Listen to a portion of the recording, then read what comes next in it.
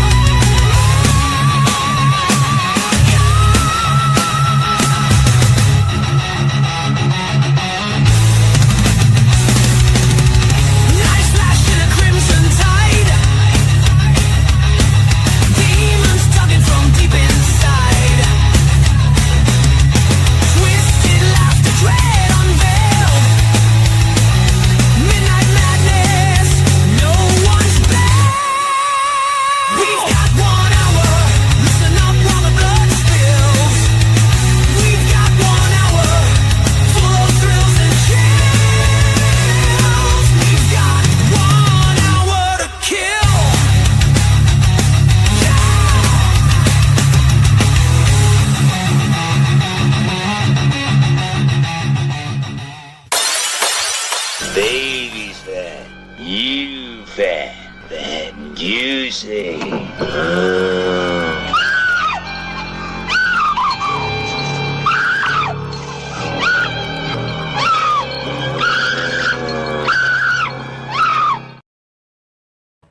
All right. Hey, what is happening? Yeah, man, we're back up in there, man. It's hot as shit. So, perfect time to do these two, right? It is. It's definitely the perfect time, man. This one is probably a long time overdue, to be honest. Yeah. We're definitely tonight going to be talking about how the 2006 film is way superior to the 1977 film.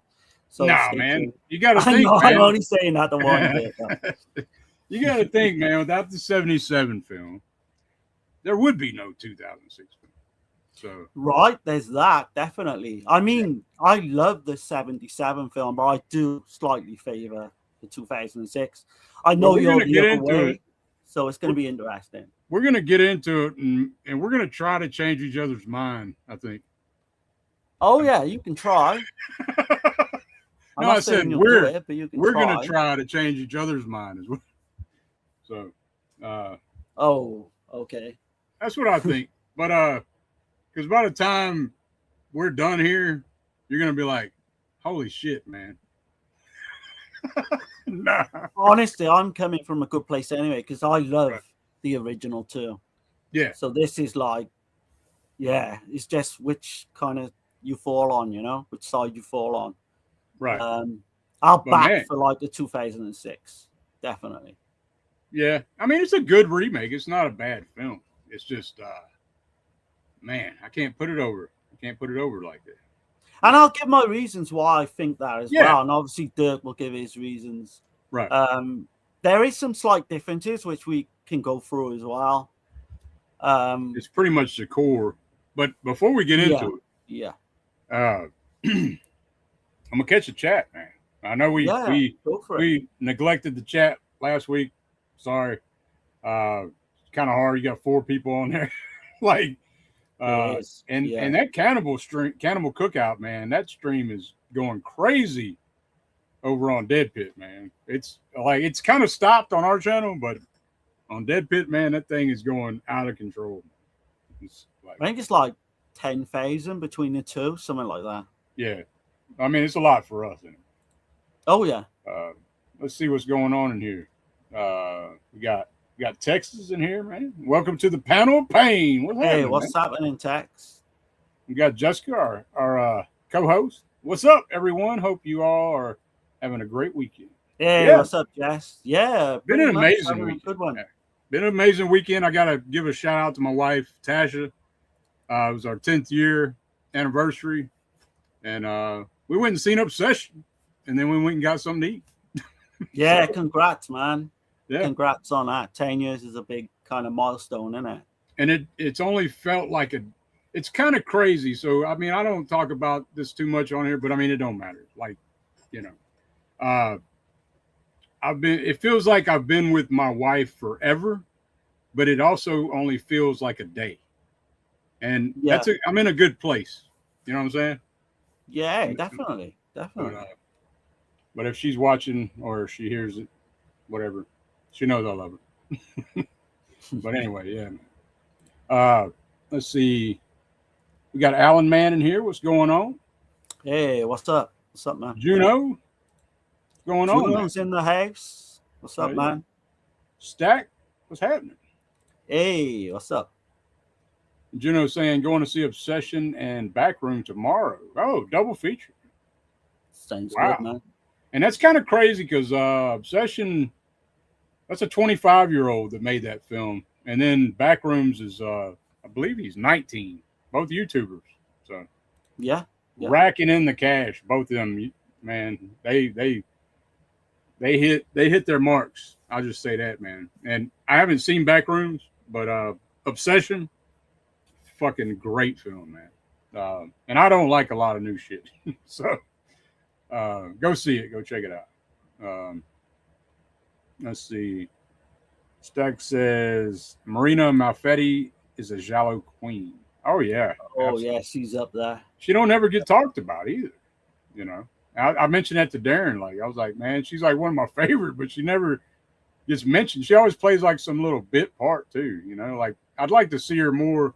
I would have liked to see her in more lead roles, but I like her in Red Queen Kills 7 times. Yeah. But I wish she was in more of those. You know, like a main character. Let's see. Fat Pig's in here. What's happening, man? Hey, what's up? And let's see. Let's see. Not a remake person, but I prefer a remake of The Hills Have Eyes over original film, but I still give props to Michael Berryman. Okay. That's where awesome. I am, I think, pretty much. Yeah. Yeah. Well, yeah, we're going to get into it for sure. Let's see. What's going on? Appreciate you. Yeah, yep. Let's see. The reason I prefer over original film, I like Doug character more. Okay. Yeah. In a way, man. Well, we'll get into it. Let's see.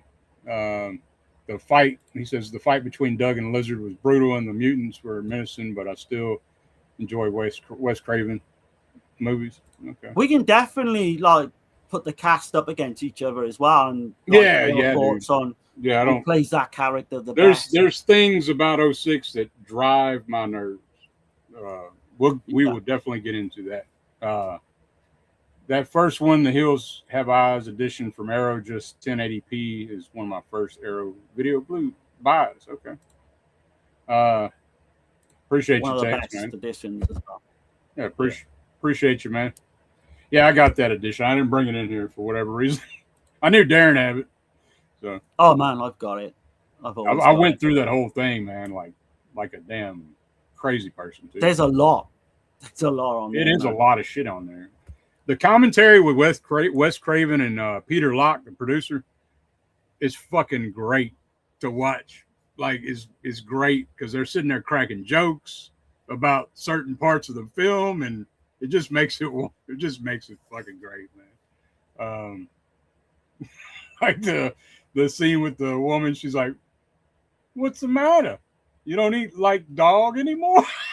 Yeah, Shit like definitely that. touches a comedy in there. Right, yeah. Oh, it's fucking great, man. Let's see. I really liked Obsession.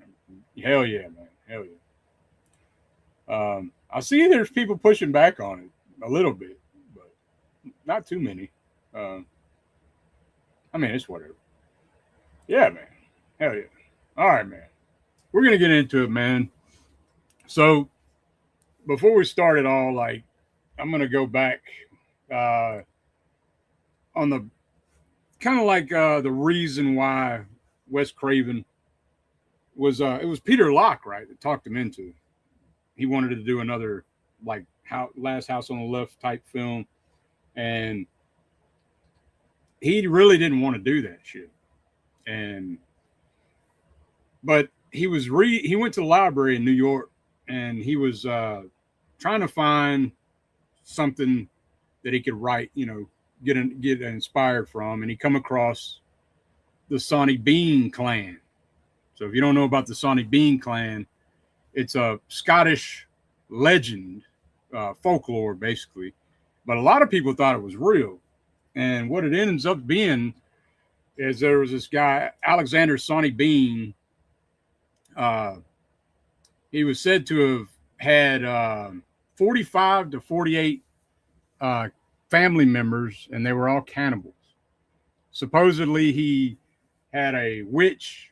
I think the Black Witch Agnes is the tale, I believe.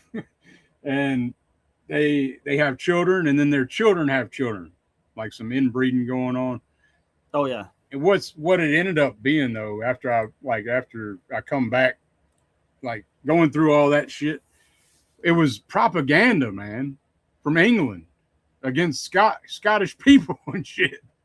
Oh shit! So there's none of that stuff is true. It's not true. So like supposedly like this clan had a cave by a seaside where people couldn't get to it when the tide was high, and like nobody was going to go in them caves, and then thousands of people, or like at least 1,000 people supposedly were killed and eaten, and they'd find the body parts. That's in the legend. The legend's cool though. So yeah, whether it's real or not, Wes Craven was like, yeah, let's do something like this.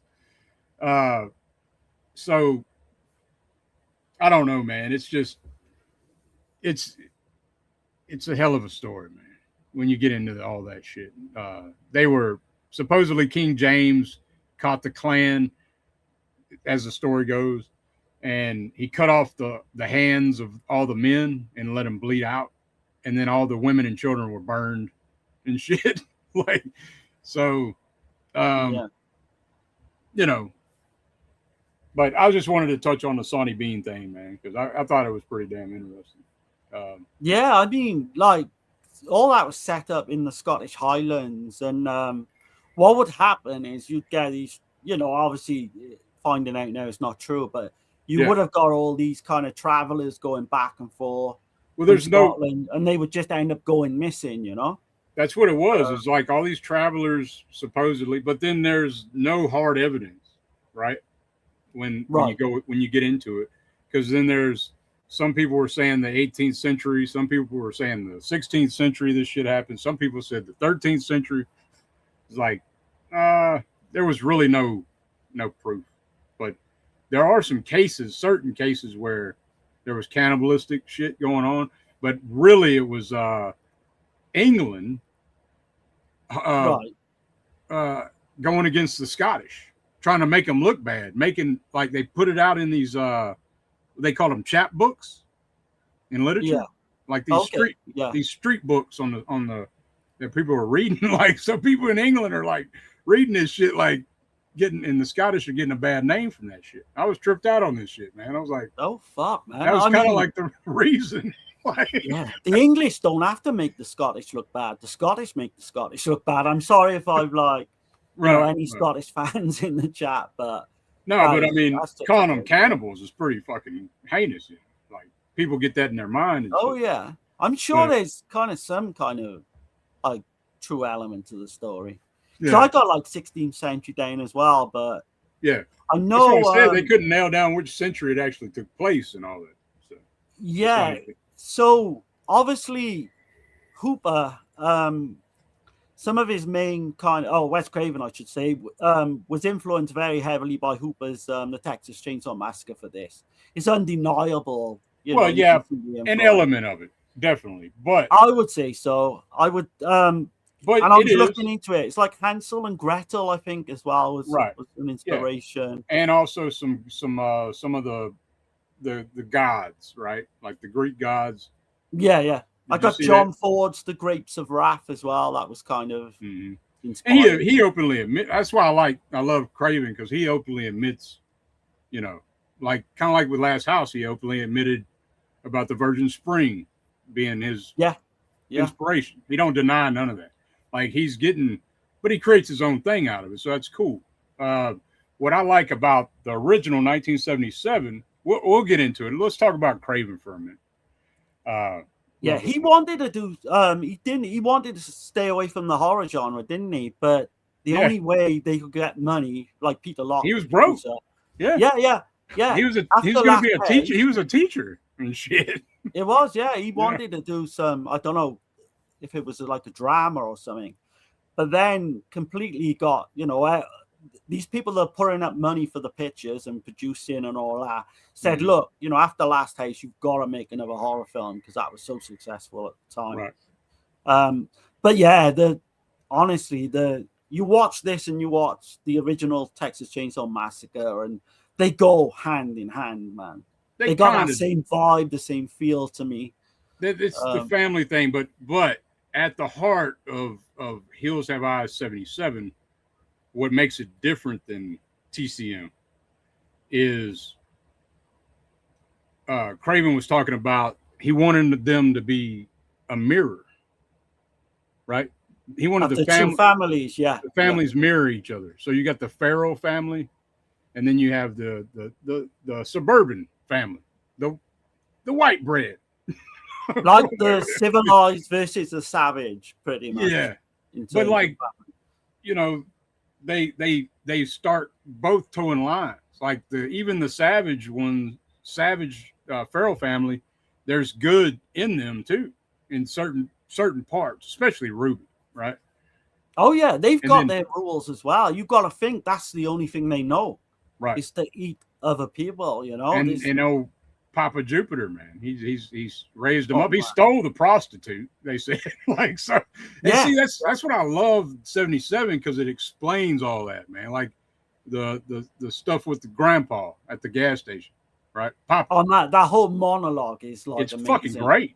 It's wonderful. I'm not too fussed. I'm not like big fan of the suburban of Big Bob in either. Like I don't like the character, but the guy's acting in 77. I think he's the weak link out of the family. I would say that as well. When we show the clip, you want to show the clip, man, right quick? Yeah, go for it if you want. Yeah. Or do you want to talk about Craven some more? I think people know about Craven, man. I got plenty of stuff on him though, if we need to. But I'll go ahead and do the clip, and then play the clip, man. Yeah. I gotta do this, and then there's some shit, dude. Like, oh man, here we go. Identify. Mama, Pluto, you say a station wagon and a trailer? That's what Mercury said, if you can believe him. We're lost. The old creep told you not to get off the road. We'll be French fries, human French fries. No, we are not going to be French fries. Mother, This road is not a blue line. It's a dotted line if it's on the map at all.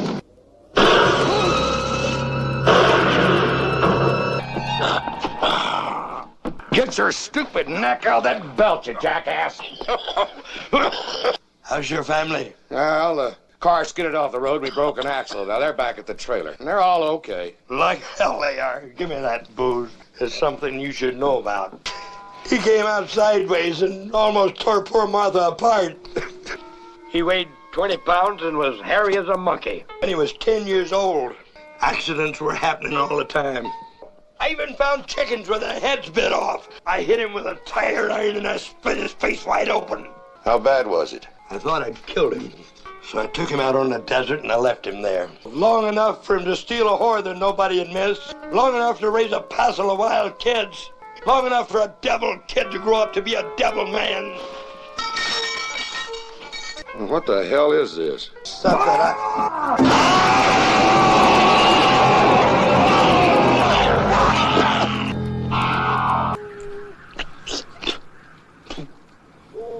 What's the matter? You don't like dog anymore? Maybe dog's too good for a runaway slut like you. That's gotta be one of the best lines, man. Yeah, man. Well, like, did you see what part I was talking about with Bob when he says, like, you got the grandpa like saying, I split his face over with a tire iron. He's all like passionate into it, and then Bob's like, how bad was it? Yeah.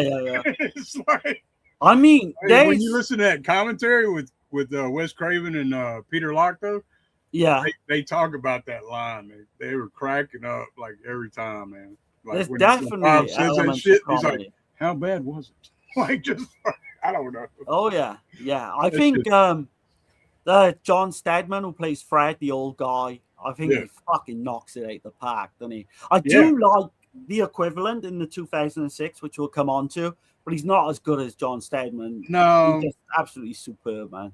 It's just not. I don't know, man. Like I love the whole shit with Papa Jupiter too, man.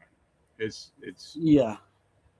where the fuck is Papa Jupiter in 2006? Like he's just like fucking nowhere. Like you know. I will say, for obvious reasons as well, I think the makeup effects, even though there's some CGI in the 2006, I do think they're better than. Oh no shit, dude! Like it's a $15 million. I know. It's no big. So it's like $15 to $20 million budget, and then what did the original 350,000 or I think it's 350 to 750, maybe 750. It could go up to yeah. But that's a hell of a difference, man. Like this is like 16 millimeter film. It's like, you know, what they had a flashlight, like fucking light and certain. They borrowed cameras, didn't they? Off I think it's like some pornographer who was shooting pornographic films. And they borrowed all his guerrilla style, man. That's what I'm saying.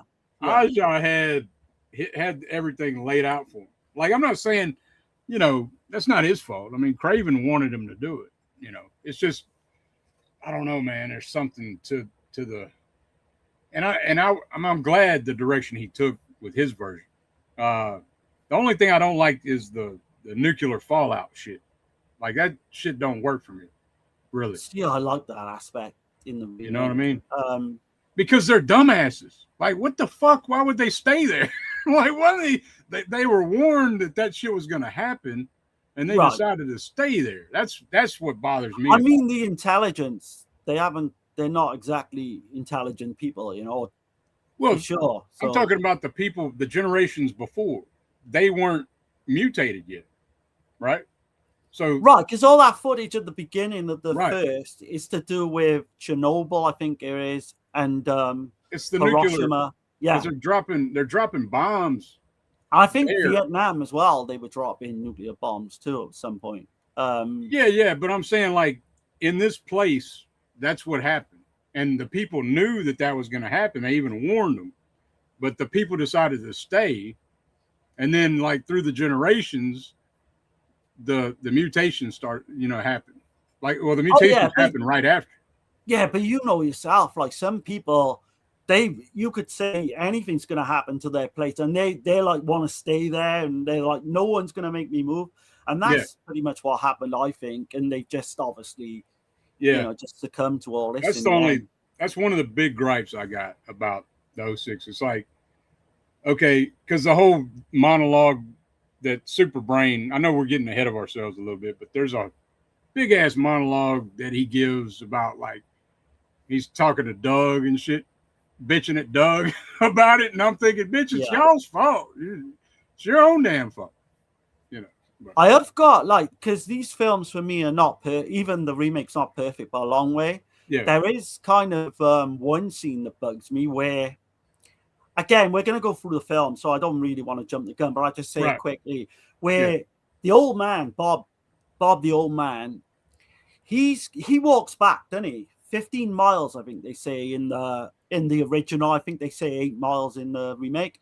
Yeah. Why the fuck would these cannibals drag his fucking body 15 miles to set him alight? That's one thing that does bug me. Well, for the distraction. I mean, do they take him in the mines underneath? I don't know, but where they can transport through the mines, maybe, I don't know, but that does bug me a little bit. To be honest. Yeah, there's a few things, man. It's kind of weird, kind of off. But I want to say though, right, story about the first time I got to see this, right? So, first time we ever we rented a VHS, right? One of those big top loaders. Yeah. And my father's not really known for like being a film watcher, right? But he was ahead of the time. He got one of the first, VHSs in our town or whatever. Oh yeah. And do you know the two films he rented out, first of all? Caligula for him and my mother to watch. Damn. And The Hills Have Eyes is some kind of family fucking. Oh yeah. Well, this crazy, isn't it? I mean, it is a family movie. I mean, this is a perfect Father's Day film. Oh God, yeah. Wouldn't you say? Like, man, it just made me laugh. I just remembered that because I remember Jessica last week mentioning Caligula, and then when I was getting prepared for this show, that came into my mind. Oh shit, that was the first 2 films we ever rented as a family. Was Caligula and The Hills Have Eyes. That's crazy, isn't it? That's crazy work right there. And I loved it from that day on. I remember seeing The Hills Have Eyes probably early '80s, man, on VHS. Oh yeah. That's when I first seen it. I was like, it fucked me up, man. Those films were way harder back then. They were harder back. Like, and it's still like Papa Jupiter, man. I don't know, man. I don't know. Yeah. I don't think he's a strong case, man. Is why. Like, think about that shot that we just saw when he's coming through that window. That's before Friday the 13th Part 2. I was going to say Friday the 13th Part 2. That completely ripped that off. Yep. There's other scenes as well from when we'll come on to when we talk about the film, but there's a major part in one character when he's killing a different character and he's going fucking, Doug, the Doug character, and he's fucking going, die. And that's straight out of Part 4, Friday the 13th, Tommy at the end. Yeah. You know what I mean? So. Yep. And there's a kill in 06 that kind of pulls from, looks like, we're getting ahead of ourselves. We're kind of all over the place. Because we're still. But like in 06 when he kills Pluto, why they made Pluto, why they changed him up, whatever. I don't understand that in the remake. Why they But he looks like Jason Voorhees-esque in a way. But he looks like, you know what he looks like? He looks like Jason Voorhees mixed with Sloth from fucking Goonies. Do you know the vibe? I can see that. Do you know the vibe I was getting as well? Was the Fun House. Yeah. Type, the monster kind of creature in that. But yeah, I mean, the first film, right? So we're not going to talk too much more about Wes Craven's films because everyone knows, Yeah. Pretty much I can briefly a classic in every. I'll briefly go for it. through. If you got something, go for it. Yeah, man. I got a little bit. So I mean, you got to think his early slasher, because I wouldn't consider this one a slasher. This is like a grindhouse. It's in the same vein as TCM, like you said, but this is a family movie. It's a road movie. It's coming of age, all kind of shit going on. But Yeah. but his early slasher entry, I think it just got a release, didn't it? Deadly Blessing. Oh man, yeah, I love that film. Yeah. And here's one that I love, man, and it's childhood nostalgia. People can shit on me, whatever. I don't care. It's the first time I ever saw David Hess in a film, Swamp Thing, dude, 1981. I loved that shit when I was a kid. I still fucking love it today, man. I've still never seen Swamp Thing, believe it or Oh not. shit. Okay. All right. Yeah. And then of course Nightmare on Elm Street in 84. And then he didn't do part 2, but he did part 3, Dream Warriors in 87. And one we're covering next week, 1988, The Serpent and the Rainbow, man. Probably is my favorite Wes Craven film, period, hands down. That blew me away when you said that, because I've never seen it, and I know because we're gonna have Jessica Gruesome on next week. Yeah. And I know she loves that film as well. Yeah, she'll so be on. I'm going in completely blind, but I'm pretty sure I'm probably gonna like it. I think from what I hear. It'll be us three on covering that one. Yeah. And then in 91 he did The People Under the Stairs. Another blind spot, mind for me. Oh, you never seen it? Yeah. No shit. Damn.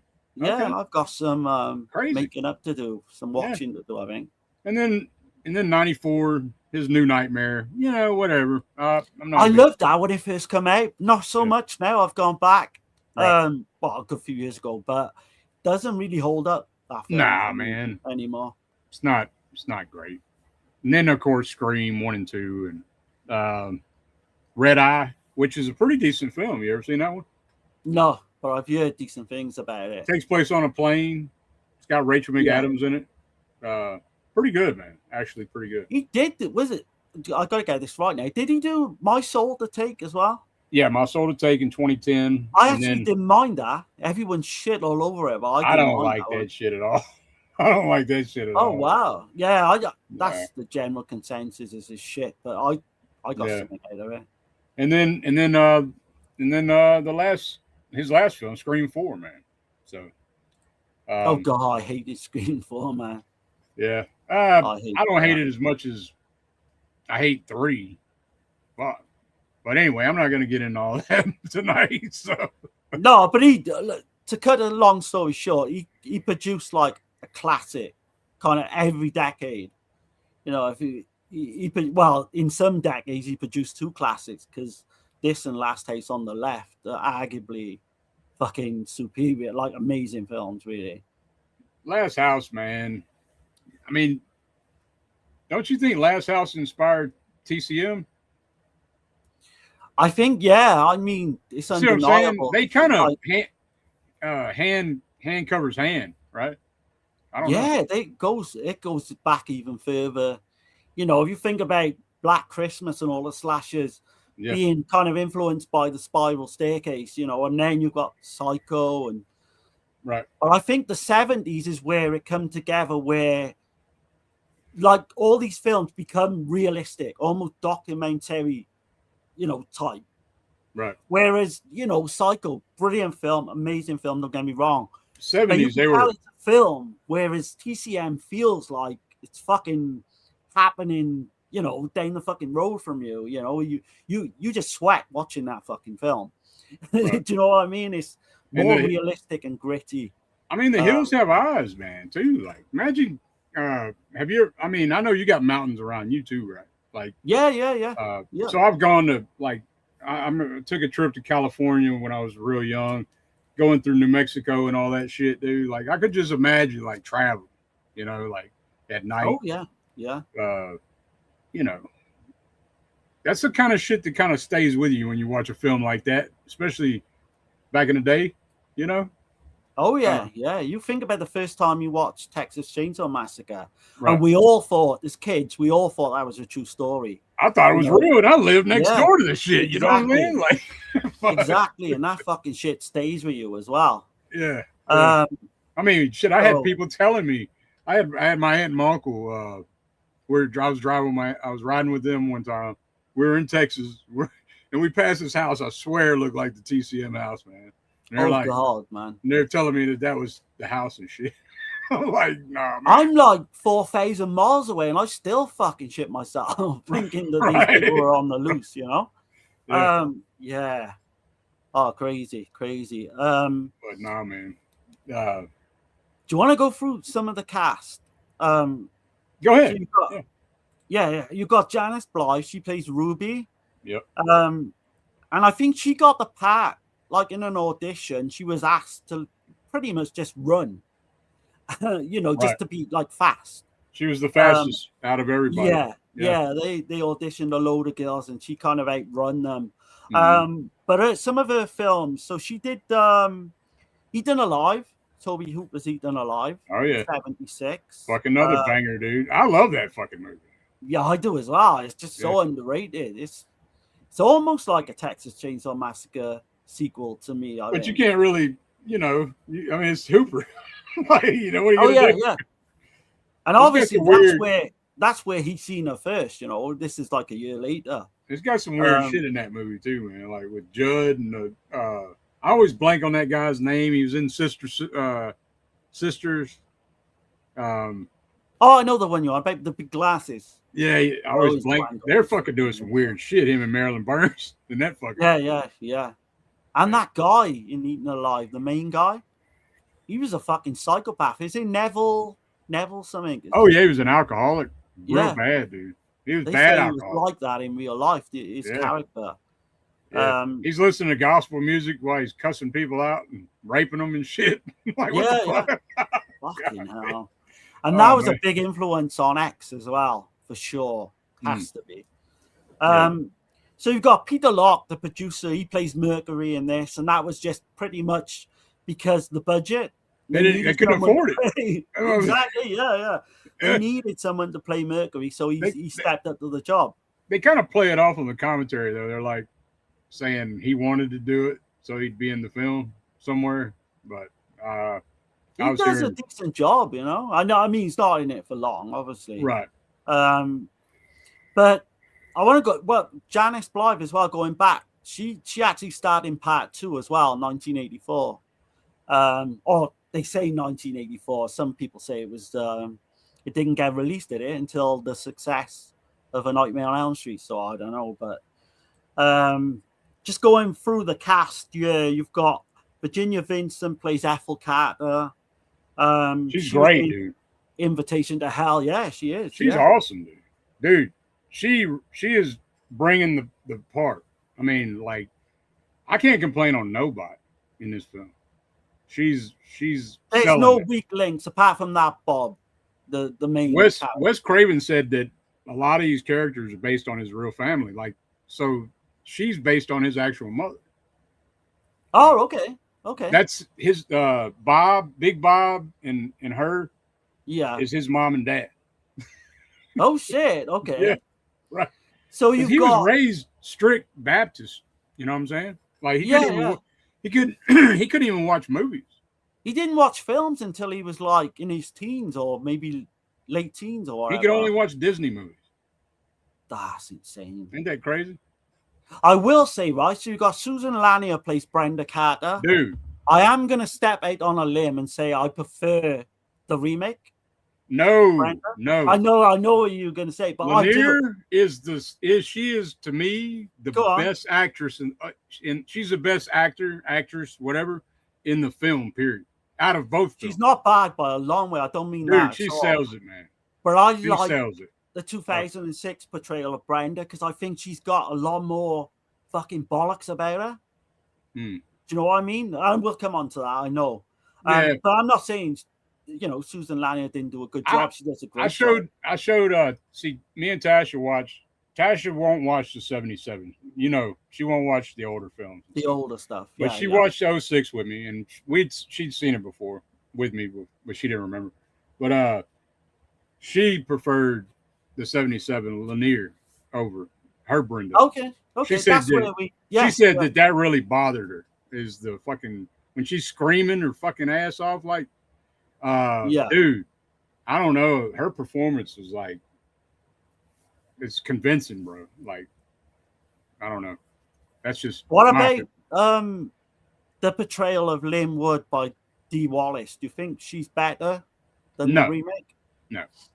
I think that's Dee Wallace's first feature film. It is, yeah. She don't do bad though. Like she's good, but I think I prefer the 06. I got to be honest. So. I actually prefer Dee Wallace. Really? Yeah, oh, yeah.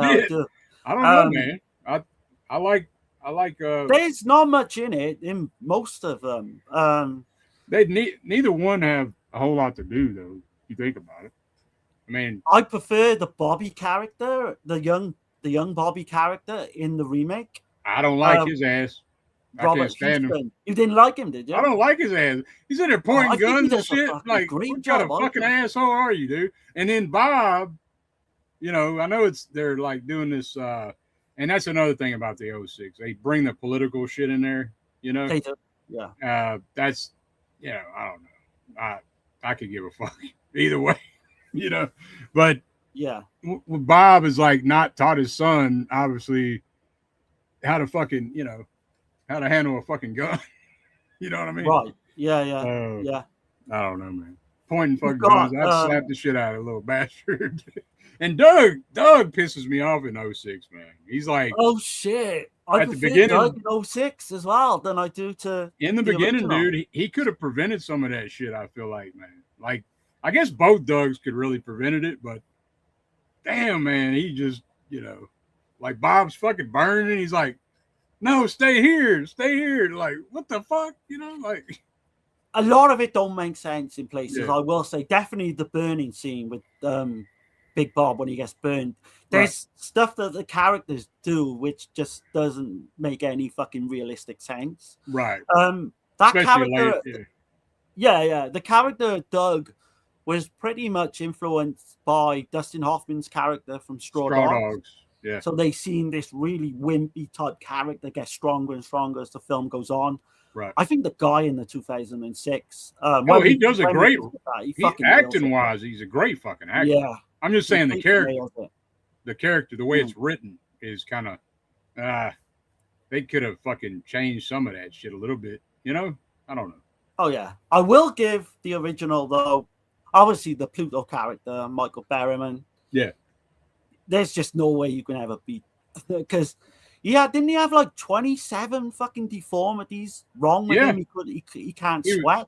He didn't have any sweat glands. He didn't have eyelashes. He didn't have fingernails. He don't have fingernails. Yeah. He don't have fucking like something about he couldn't be in the because he didn't have sweat glands. They had to keep him in the shade quite a bit. And 100-degree weather as well. Yeah, that's man. They had to be real safe and careful with him. Yeah. He had a lot of shit wrong with him, but it works, man. He's on the fucking poster, it's not so much on this version. You can see him there, obviously. But I like the original poster where it's just got him. Yeah. I'm just seeing if I got that in. Absolutely. I remember seeing that in the video store back in the day. Like the big poster. That's what made us. Yeah, there you go. And yeah. That's what made you want to watch the film. Exactly. I was like, what in the fuck is that? Oh, yes. Imagine watching that at like 8, 9 years of age. Just being completely fucking. Yeah. Totally fucked. Yeah. So let's get into it, right? So let's get into the film. Good. I love the opening to this as well. And they're very similar to the, 2006. Although you've got the 2006 got this big montage. I know you're not particularly. I don't like the Fallout shit too much, man. Like when you see it at the very beginning, and it tells you like they could have left. They didn't have to fucking stay. I don't think I've ever asked you this. Were you a fan of like the original Wrong Turn series, or just the first? The first one's okay. I'm not the first one, but I'm not a huge fan or nothing. Like okay, it's all right. I like these films. I actually like the remake better. Oh shit! Okay. Yeah, that remake of Wrong Turn, I liked it better. I fucking hated that. Me and you're different on that too, yeah. Oh man, I mean the first half hour of that I kind of like because it's almost like a slasher film, and then it goes fucking completely off the beaten track, quite literally. But no, you've got the opening of this. You've got Fred's Oasis. And we see this like deserted kind of place in the desert. John Stedman plays Fred, and he's planning to literally up stakes and vacate this place. You've got Ruby, Janice Blythe, we just mentioned. She wants to go with him. We know, like, she's like, there's something not right with her. You know, I think, like, yeah, because he's like, he's like, oh, you all dolled up, Ruby. You know, yeah, like, I mean, he's like, she's fucking got like her. black teeth, and she's like, She don't you know, there's something wrong. Yeah, because he says, damn, don't you make noise when you walk? And she's like, yeah. She's like, like, fucking no, she don't. And we find out that her character actually is the more kind of abused from the family. She takes all the fucking shit She's nothing like from the the cannibal family. Exactly. Yeah. She's got like the good in her, you know, if all these other fuckers, they just want to kill people. But anyway, right, so we get that early on. You got the Carter family then. They're traveling on vacation. They take this detour to go and see this old like silver mine. And they're on their way to LA. They're having their 25th anniversary too. They are, yeah. Which is kind of Bob's such a douche, you know? Like, if you think about it. Like, no, let's take the long way, you know. But then we wouldn't have to move. Detective, he does make some stupid fucking decisions. I will say. Yeah. So you got obviously Bob and his family. You've got his son-in-law Doug, played by Martin Spear, and pretty much like one of the dogs takes them, you know, out to the back. I think Doug goes out to the back, doesn't he? And he takes a look, and you hear Ruby. Ruby's calling out for Mercury. And she's locked in like this fucking cupboard or something because he literally doesn't, you know, they don't want anyone to see her. Like, so this old guy, he's planning on just because of law enforcement could be coming around, right? Yeah, that's what he says. Yeah. So they stumble upon this gas station. I think you could kind of call it a gas station, wouldn't you? Oh yeah. It's so fucking run down. But it ain't. It's bare bones. Like, he's running out of shit. He's like, he's trying to leave. He's fixing to leave town. Oh yeah. There's but we see, I like in the original as well, where we see a glimpse of this fucking figure just going past the camera. You can't make out who it is, but obviously someone's stalking this place. Yeah, I mean, it sets up the film really well, I think, because it's like Texas Chainsaw. You can just feel the fucking atmosphere. Shot on 16 millimeter. Oh yeah, pure guerrilla style. Like, a lot of these actors this is like, you know, getting their start, man. And I think they kill it, man. I think they do a damn good job, all of them. But I think there's both casts really. There's no really bad weak links, I don't think. No, the little kid in the other one though pisses me off a little bit. The boy. Yeah. I really liked him. We'll come on to that. I actually really liked him. But yeah, so you get Fred, and he sees the family off, like he's saying, have a safe trip and all that. Stay on the main road, you know, which was, you know, a line copied for American Werewolf in London, you know, a bit later on. But he's actually he's actually a good guy though. Yeah, there's definitely good in him. Yeah, absolutely. He's telling them to be careful, you know. In the 06 one though, that guy he seems a little shady. No, right? He's off, isn't he? He's a lot shadier. Yeah, he's the one that tells him to go on the fucking detour. Yeah, it's totally, that's one thing that's different. So that's definitely different. Right. But Fred, he has literally just has his truck completely blown up. And I like the line, and he goes, what's he say? There will be hell to pay now. Yeah. And he's generally frightened of this. Well, we don't even know at this point who they are, what they are, and he's generally fucking frightened of these people. Right. What I like about it as well, so all these cannibals, they kind of communicate with like walkie-talkies. Yep. Which they literally must have just stolen from people going by. He says it says Air Force Base on it, like so they stole. Oh, okay, I didn't notice. They stole it off of like an Air Force truck or some shit, or an Army truck or something. And, because he mentions it at one point. He's like, "Where'd y'all steal it? Y'all jacked a damn military truck or some shit." He says, "Oh yeah, okay, yeah." But Brenda says that line as well, doesn't she? She says, "We'll all be like human fries." So it's fucking it'll be like human French fries. And Ethel was like, "We're not gonna be French fries." All that shit. They end up so they're driving through this like Nellis Air Force Base nuclear testing site, right? And it's all been closed off to the public. And then when they realize, you see the fucking planes going overhead, and they realize where they are. Yeah. Right. Bob gets completely fucking freaked, doesn't he? And he starts putting his foot down on the pedal. And he wants to go look for some fucking silver, right? Silver mine. Yeah, this is supposed to be a really, gentle vacation type trip. This is his idea. He want to go find some damn silver shit. Yeah. So they end up like literally going straight into this tree. And then you've got this cannibal family watching on then, and they take a little bit of interest in Brenda, don't they? The one says, "Oh, pretty girl," pretty much. From then on in, it's kind of these two families battling each other. I don't know, man. It's fucking one on its own. It's one on its own, this film, I will say that. I got another clip, man, if you want. Perfect time. Go for it. Okay, because this is this is a longer clip. But this is some of the things I put in this clip, man, is why is what the 06 don't have. I think the story is stronger in this one. Okay. There's not much of a story to 06. I mean, it looks good. It looks slick. It looks good. The special effects are great. But as far as anyway, I'm going to play the clip. Here we go. Do it.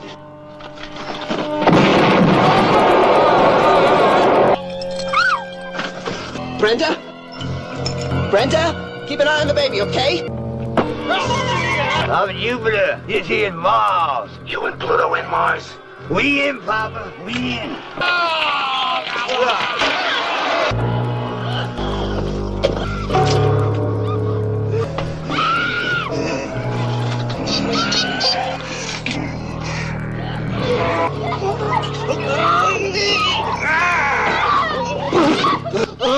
Son of a bitch.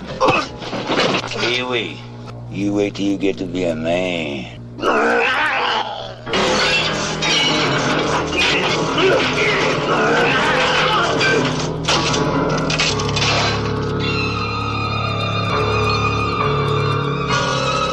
Baby's fat, you fat, fat and juicy.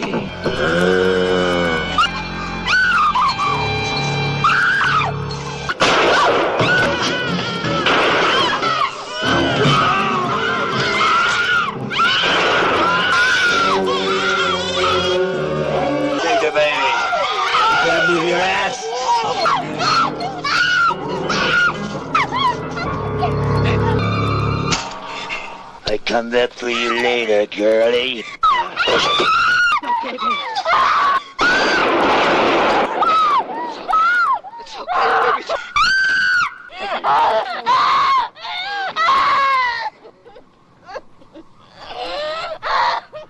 You understand what I'm saying? Your dog made sport of my blood, you pig.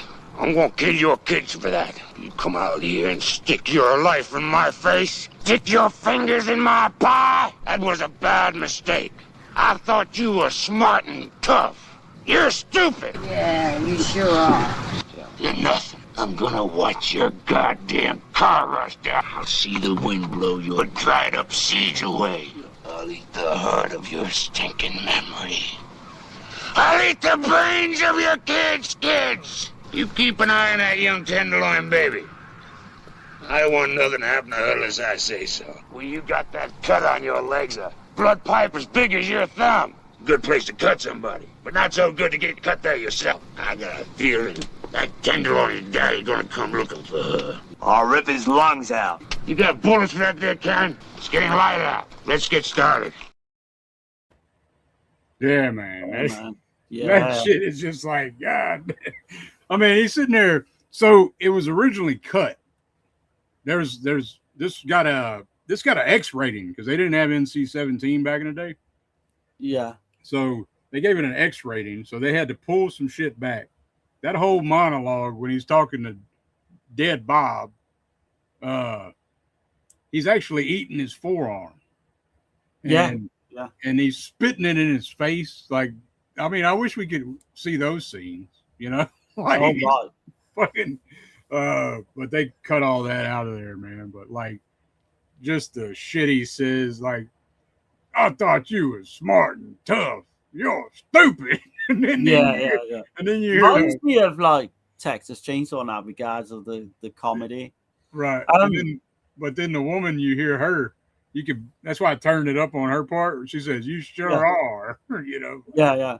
Well, I mean, you could miss it if you watch it regular. But that's the main reason for this film being kind of as infamous as it is. So you've got the threat towards the newborn baby, and you've got the double rape scene as well, or it's at least implied that she's raped. You don't overly see too much. No, it's implied that she's raped twice as well by the two different clan members. Yeah. In terms of like, you know, the stuff early on where the beauty goes missing, and I think they actually had some real dog carcass, didn't they? I think that was a real dead dog, and like I heard somebody say that Wes Craven never said, and he said that they got it from the pound. We'll just leave it at that. Yeah, it is. So, like, it's a real dead German Shepherd for sure. They stumbled upon the spider as well, the tarantula that we see with Dee Wallace. That was all just happened to fucking be there in the desert at the time. Yeah, and it's weird when you hear Dee talk about it because she says that it was all planned, it was in the script, and that there was a handler for that spider, which I thought was odd. I was like, no, I heard other people say that it was like they found it while they were there. Misremembering probably, but yeah, I mean, see, like realism. You got the scene that you mentioned earlier where you do get like a full explanation to what's going on in this one, where you like the 2006 one is just more nuclear, isn't it? This is where that fucking old guy Fred, he fucking ends up having a normal fucking, you know, relationship with his wife. They have a baby girl together. Everything's fine and rosy. Yeah, but the baby comes out sideways. This is the boy they have, the second child. Jupiter. Fucking, yeah. He comes out sideways. He says, he damn near ripped poor Martha apart. You know? I know. Fuck, man. He's like, and he was 20 pounds and he was hairy like a monkey. And what else did he say? He says some shit about fucking biting the heads off chickens. He says a devil boy grow up to be a devil man and all that shit, you know. He said, well, at 10 years old, he was as big as me. He was 10 years old. He come out 10 years old. Like, what the fuck? Yeah. I mean, so what happened was this. That's a 10-year-old, 20 pound. Terrorizing this fucking place where they're living at. So much so that Fred literally almost killed him with a tire iron back when he was 10 years of age. Right. And he just left him fucking up in the hills to fucking die. And then we all know what happens next. You hear what Bob says about that when he's telling him? He says, well, that was a long time ago. Like, it's no big deal, you know. Like, oh no, it's just he's like, I was thinking the authorities would come for me. So you get to, I mean, if you think about it, Fred kind of is fucked up because he, you know, he's kind of he is normal, but then he knows all this shit that's going on. I mean, you created a monster, dude. Like, well, literally created a monster. Yeah. Like, I don't know how. Like, no fault of his own, you know. That's the only thing ambiguous about it. Like, why is Jupiter that way? So I got to thinking, and I have like these little weird theories and shit. What if Fred ain't the daddy? Oh fuck! I don't know what I'm saying, that, man. Yeah, yeah. Like it's a traveling place where they're at. People are coming and going. What if Fred was off at work and Martha, you know, hooked up with a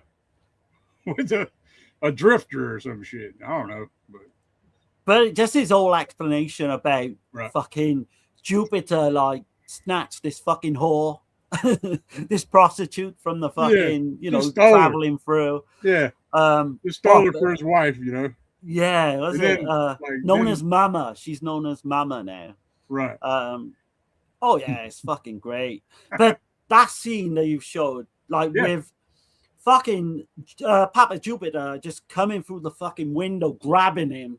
Yeah, Fred is so fucking good. Like, and then with the tire iron, he gives it back to Fred with the tire iron. He kills, he literally kills him with a tire iron. Yeah. That's why I prefer 77 though, because you get to see the Farrell family. Like you get to see them in their natural environment. You know, you even get Fred like hanging on a fucking door, like they do in the Friday the 13th films, the slasher films. So all this was like way before, like 3 years before. But it does get like really fucked up, doesn't it, with the Bob scene when they set him on fire and shit. And but their reactions are like the mother. The mother's obviously she's delirious. She's like, "That's not my Bob. That's not my Bob." Yeah. But the others are so calm and calculated. It's not like they're seeing their fucking, you know, one major member of their family going up in smoke. They're just like, as if fucking it's just a normal everyday thing. I don't understand that part. There's no urgency, really, I don't find. That they're realistic. Shocked. I mean, they are in shock. I mean, like when the explosion goes off, you know? Yeah. I don't know, man. I like the part with Ruby as well, where they're eating the dog. Yeah. And she hears Beast, the other dog, in the background howling. And she's like, that's a ghost dog. That's a ghost dog. And the mother's talking to her saying, oh, no, that's another dog. That's another dog. And then she gets to thinking about it, too, after she said it. Yeah. I mean, she is the only redeeming quality in the whole family, Ruby. I think her character is fucking great. I do prefer her in the original, actually. The Ruby character to the remake. Have you seen part 2? Yeah, I've seen both part 2s. Like, it's kind of weird, right, Ruby? I can ask you a question, right? Part 2. Pluto gets killed in this one, right? He gets his fucking throat ripped out by the dog, yeah? It never, like, he gets bit in the throat, but... There's no way you're surviving that. I don't care what you say. In the middle of the fucking desert with no hospitals, nothing. I mean, but they're survivalists. You know what I mean? Like, I don't know, man. I think it's a stretch to say in the second one, it just turns up as if nothing's happening. Hopefully, we can both agree that both Hills Have Eyes Part 2 suck. So, do you know what? I'll tell you, I agree they both suck. But I will say the original Part 2 is better watched as a Friday the 13th type sequel. Right. It plays better. Every time I see it, I don't even think of it as a Hills Have Eyes film. It's not really. I see it as a slasher sequel, and it works better for me. But I do kind of like it, but I agree it's a bad film.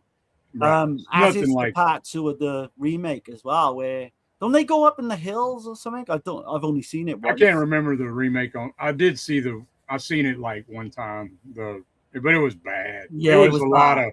It was. There was a lot of gratuitous like shit going on. I know there was a lot of breeding going on in that one, right? Yeah. Because we were going to cover all of them, weren't we?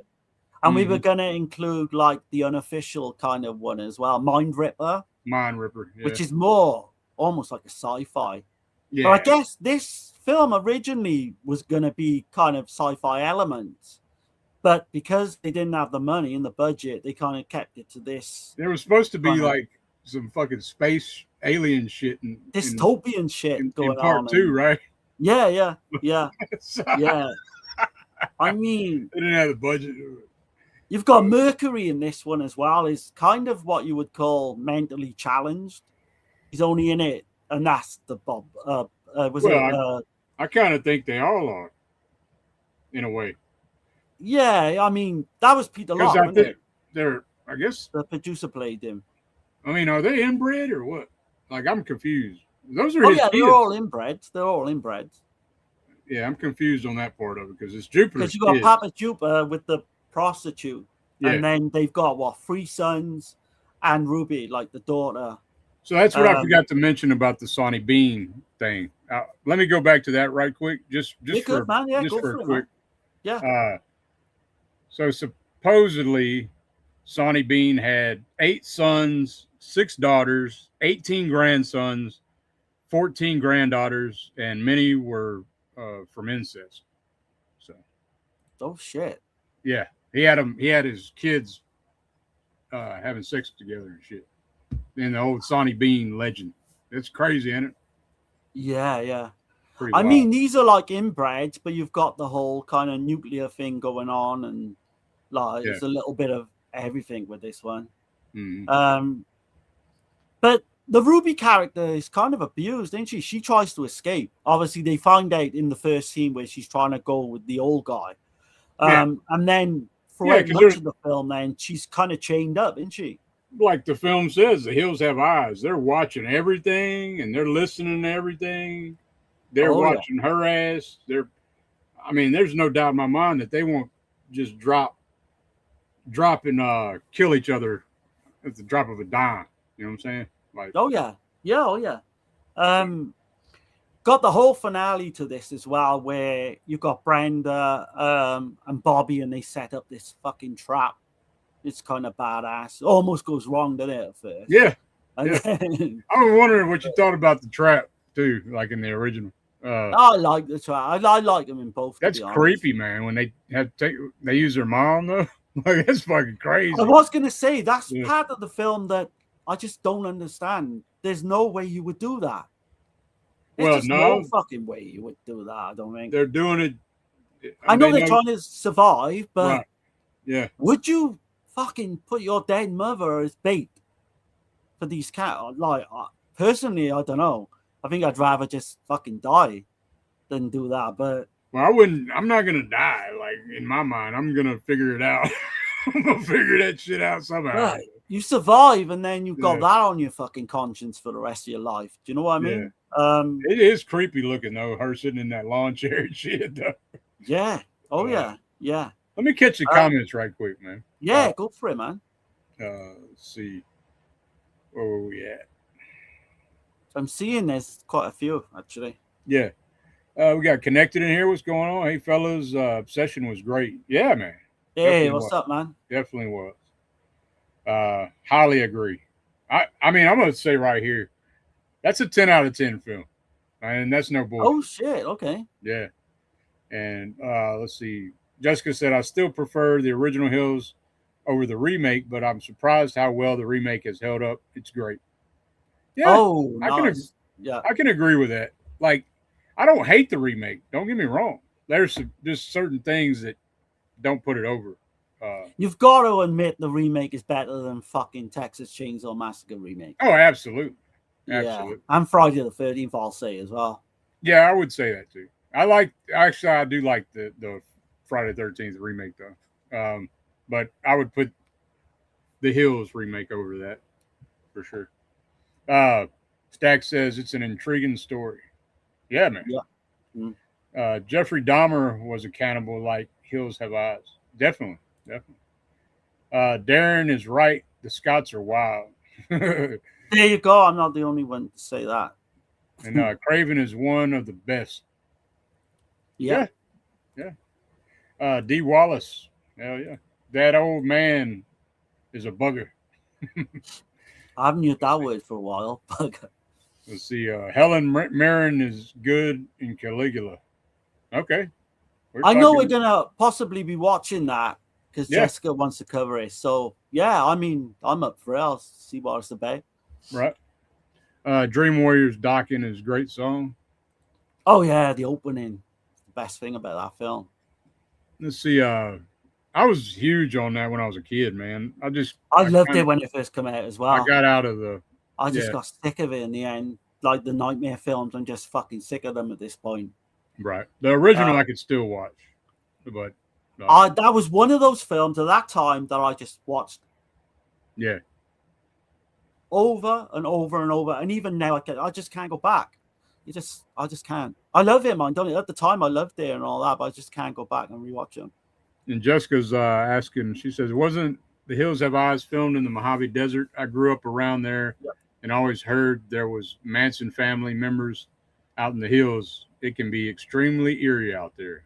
I can imagine." Shit. It was, in the Mojave Desert. I didn't know you grew up around there though. That's kind of crazy. Yeah. Shit. It always feels like you're being watched if you're going through the hills. I can imagine, yeah. Michael Berryman is a treasure. Hell yeah. He is.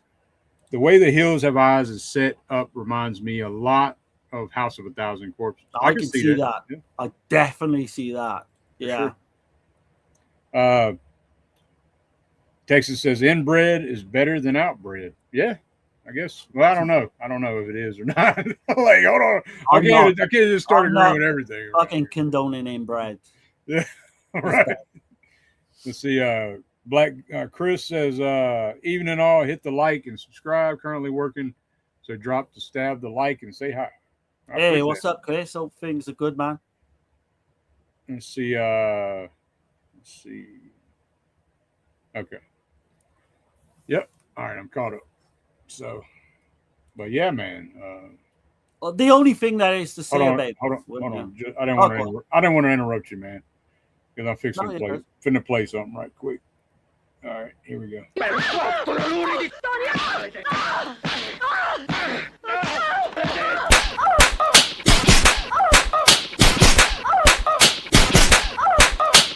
You're watching Subjective Perspective Collective.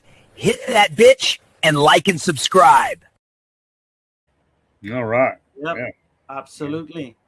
Hit that hype button as well at the end. Yeah, hit the hype button, man. I need to do something with that because I just found out about that shit not too long ago, and I don't know if it's working or what.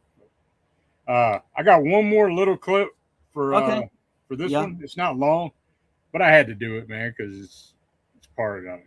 Here we go. Okay. One gun, and I only have 2 bullets left. We don't have any hunting rifles or anything. You gotta help us. We're sitting ducks. Stand by. Tell him where we are. We are recommending that until we can get to you. Stand on your head. Stand on our heads. That's code. Stand on your heads. Your thumbs up. Yes. What are your defensive capabilities at this time? They're just sitting nice. We'll go in through that wash. They'll never see us coming.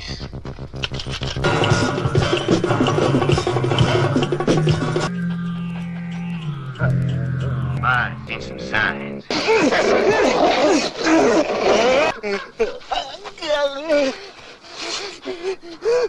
Mark! You get him? Kill the baby! Yeah, man. I had to do it because y'all was bringing up Michael Berryman, so I just had to go ahead and had to get it, man. Yeah. You see how Papa Jupiter ain't about no games, though? He ain't playing games. He ain't joking. None of that shit, you know. But the only thing I got to say now on this one in terms of the film, I just want to get your opinion. Like, so there's 2 endings to the original. There was like an alternative ending. Yeah. The original ending, so you've got, they kind of get the better of this family in the end. You've got Ruby. She gets the snake, doesn't she? And she fucking puts it on the back of is it Mars? Mars. Yeah. Oh no, Jupiter in it. But she gets it's on Mars. Oh, it's on Mars, is it? Yeah, Jupiter. Papa Jupiter's. He's the one that we think was blown up at the end, didn't we? He gets the explosion. In the trap. Yeah. Oh yeah, so it is Mars. So, but she gets a snake, and she fucking creeps up on him and just bites the fucking back of his neck. And the crazy thing about those snakes is they kept them cold, and they would keep the snake cold, but it was hot as hell out there. So the snake came alive. Did you hear about this? No. Like during so it got caught by like a rock. It was like they had to get it and everything. But Yeah. that's and Wes Craven was like talking to the handler. He said, well, hopefully they have been milked. Like they didn't have any venom. He said, oh no, it's got all the venom in it. Oh shit. Okay. And it was like a really poisonous, like the most poisonous rattlesnake that there is. And it was like 6 foot long and shit, Oh shit. Yeah, no, man. I didn't know that, man. Yeah, man. No, that's real snakes and shit they're fucking with. Like, so. I am presuming that you like the original ending to the remake. So the original ending, they kind of, almost overcome this family. You've got it is ambiguous though, isn't it? Because you've got the Doug character killing fucking, and then it just ends. It goes to a red screen. Right. Yeah. Whereas in the remake, which we'll come on to, Ruby sacrifices herself. Right. She pushes her brother off the cliff. I prefer the remake. I don't like that shit. This is more ambiguous. I like in the original Hills where it just shows Doug stabbing. Yeah. At the end, because they do kill Mars. They do, yeah. Eventually, they do kill him, but then that's the last thing you see, and that's shot so fucking great, man. Like that camera, and then just the intensity, man. He's just stabbing that son of a. Definitely from Friday the 13th Part 4, they copied it, the final chapter. Yeah, and Sean Cunningham was cool with. I mean, him and Wes Craven. You got to think. You know what I'm saying? So. I was thinking they deserve a credit. That's how much they fucking pinched off the. But I actually like the alternative. This is it. I was going to ask alternate ending. I mean, do you prefer the alternative ending to the ambiguous one? In the original, yeah. With Ruby joins them. Yeah, joins the family, and that's kind of how it ends. I'm kind of torn because I kind of dig it, man. I dig it. I kind of like the fact that they give you two options. Yeah, I mean, I can take either one, but I think I like the alternate ending. But it's weird. So in the second one, I mean, you just had to watch your back. Ruby's almost like living a normal life, isn't she? Sorry, Dave. No, you're good. You're good.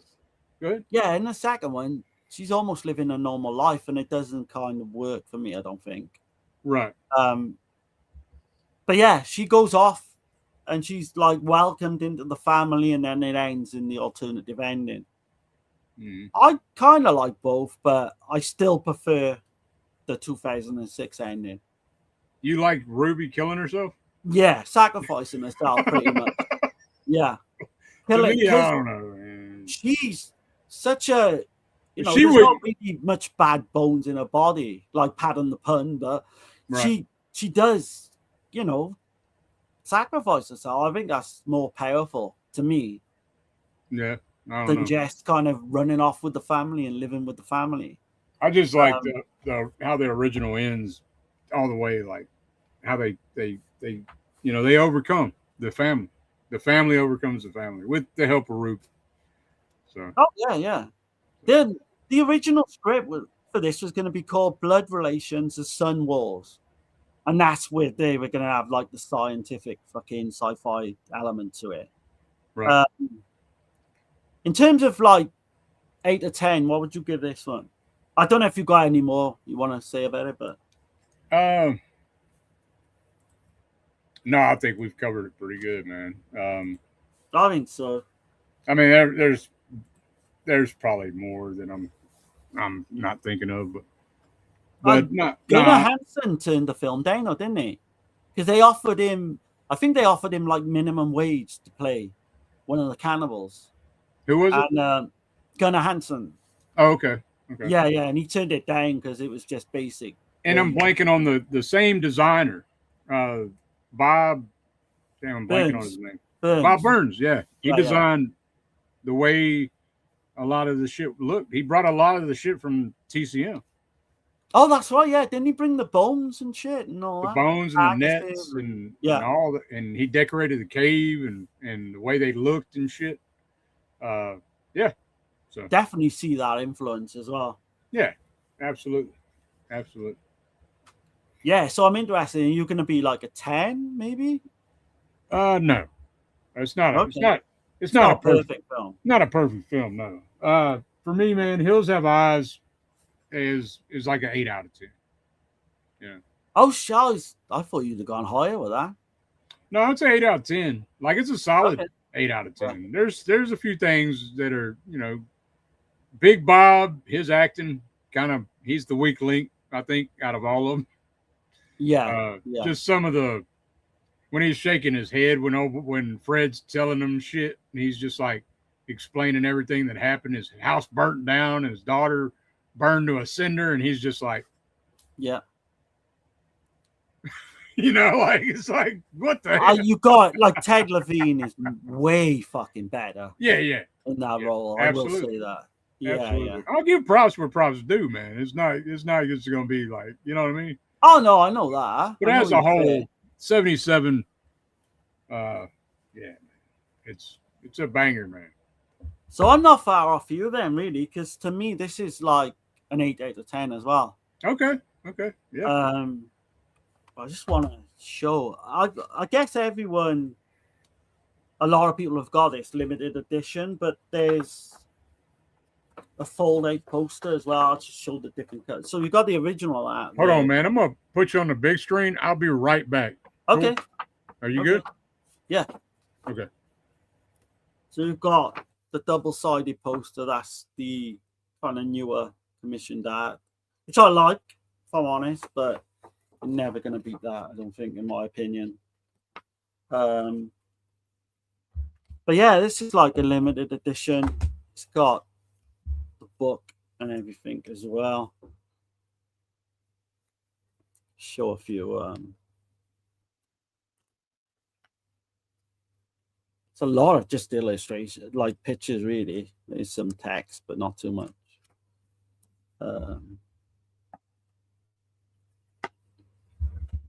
Also, I want to quickly show off. So this is an issue of Scream magazine. And it's got like a retrospective on the Hills Have Eyes films. Prom Night as well. If I can just quickly... Well, it's pretty good. These magazines are never going to tell you a lot of shit that you don't already know, but I mean, it's still good to have. Part 2 artwork there as well, which I do kind of like Part 2, if I'm honest. And there's kind of the remake in that as well. Where is that motherfucker? I'm here. All right. Sorry, man. No, you're good, man. The guy's just showing off the Screen magazine. So, okay, awesome. Hills Have Eyes retrospect. Damn. Okay. That's just came out or what? No, that's a few issues old. Okay. A few issues back. But I was wondering whether Jessica's watching because I know she. Oh yeah, I just seen her comment now. She's got it as well. Okay. Let me catch the comments right quick. Yeah, man. Let's see. Let's see. Squeaky From moved to the next town over for me when she got out of prison. Not sure if she's still there. That's the Manson family. Okay. I was talking about bread, not bread. Inbred. Bread. Yeah. That's kind of scary, Pig. Yeah, she shacked up with some weird guy. Okay. Let's see. Jessica says, I have that issue of Scream. That Michael Berryman interview is fantastic. Awesome. Yeah. That's actually what made me buy that magazine in the first place. Same. Like I seen that. I seen Prom Night, and I thought I'm getting that one. And you remember, like, I don't know if y'all remember back in the day. I remember Weird Science. Yeah, we watched that a lot. Okay. Like, you remember Michael Berryman in that? Like I can't remember him in that though. He's in that shit, man. Like he's one of the okay. Yeah, he's one of the fucking road warrior type characters and shit. Like he's on a motorcycle and fucking. Oh like, fuck! Now it rings a bell. Now you say that, but I've not seen that since childhood. I haven't seen it in a long fucking time, but I just remember Michael Berryman because he's all like apologizing, all so they're all like vicious, chaotic, savage type characters, you know, and then at the end he's like, sorry about that, and he's all soft spoken and shit, like at the end. That's the one with Kelly Brock in it. Oh yeah, yep. Oh man, yeah, I remember watching that as a kid. She was married to Steven Seagal, I think, as well. Mm-hmm. At that point, but yeah, man. No, we are gonna become. So we're gonna be coming on to the remake now. Obviously, This is kind of disappointing. I've got the steelbook, right, but it is a really disappointing release because you put it on, and the fucking film there's no kind of menu. It just plays. Oh, really? Yeah, you've got to wait till the end of the film, and then I think you've got a couple of commentaries and some diaries behind the scenes, and that's it. So it's like bare bones. Yeah. Bare bones much. Basic. Like a couple of commentaries and bare bones, really. I mean, I've seen some. I don't think there's a Blu-ray of that here in the United States. Really? I don't think there is. I mean, I could be wrong. Somebody tell me. I was looking because I was going to order it. I was going to go ahead and get it. And yeah, I could only find like some from the UK and shit. You know? Yeah, you might be right then. They have DVD, but I mean, whatever. Like, I've got the DVD as well. The old kind of. I mean, I would have got the DVD, but they wanted a lot for the DVD, and I wasn't going to get it in time anyway. So. Oh shit! If I pull my DVD out that I got, I'll send it over to you, man. Yeah. Because it's almost the same. I think it's bound to get a release, surely, right? Eventually, should. So Jessica got a question. Pretty much, I think, for Dirk, because I haven't seen the Barbarians. Have you? You guys like Berryman and the Barbarians? I've seen the Barbarians, but it's been a long, long time. That's the one with the twins, right? The Deodato? Deodato made it. I've not seen it. I don't know. Yeah, I think it's the Deodato film. Okay. It's been a fucking long time, man. I can't remember. I do remember those twins, though. They were everywhere. I know Uncle Bill talks about it quite a bit. But I'd seen it back in the day. I don't remember Berryman in it. I know Berryman's in Cut and Run. Oh yeah, absolutely, yeah. That's another one I've not seen, but obviously he's on the cover and everyone knows he's in it. Jessica says, releases like that make me so grateful for the incredible work that goes into a lot of the boutique label releases. Absolutely. Yeah. The basic shit, man. It's always just, they don't care. They're just throwing something out there to make money. So, okay, cool. Yeah, it's a Deodato one. Yeah. Yeah. But so before we get into, I mean, how far do you want to go into the 06? I mean, we could just, because we pretty much set the story now. Same we can story. just say the differences and right. Go through pretty much the actors and stuff. Okay. We don't have to be too major in depth with this one. The reason I was asking, I'm gonna go ahead and play a clip. Yeah, go for it, man. The 06 one. Yeah, go for it. But like y'all forgive me on this one. I didn't have the release, so I did what I could to get clips, and it's not the greatest, but it's the best I could do, man. Here we go.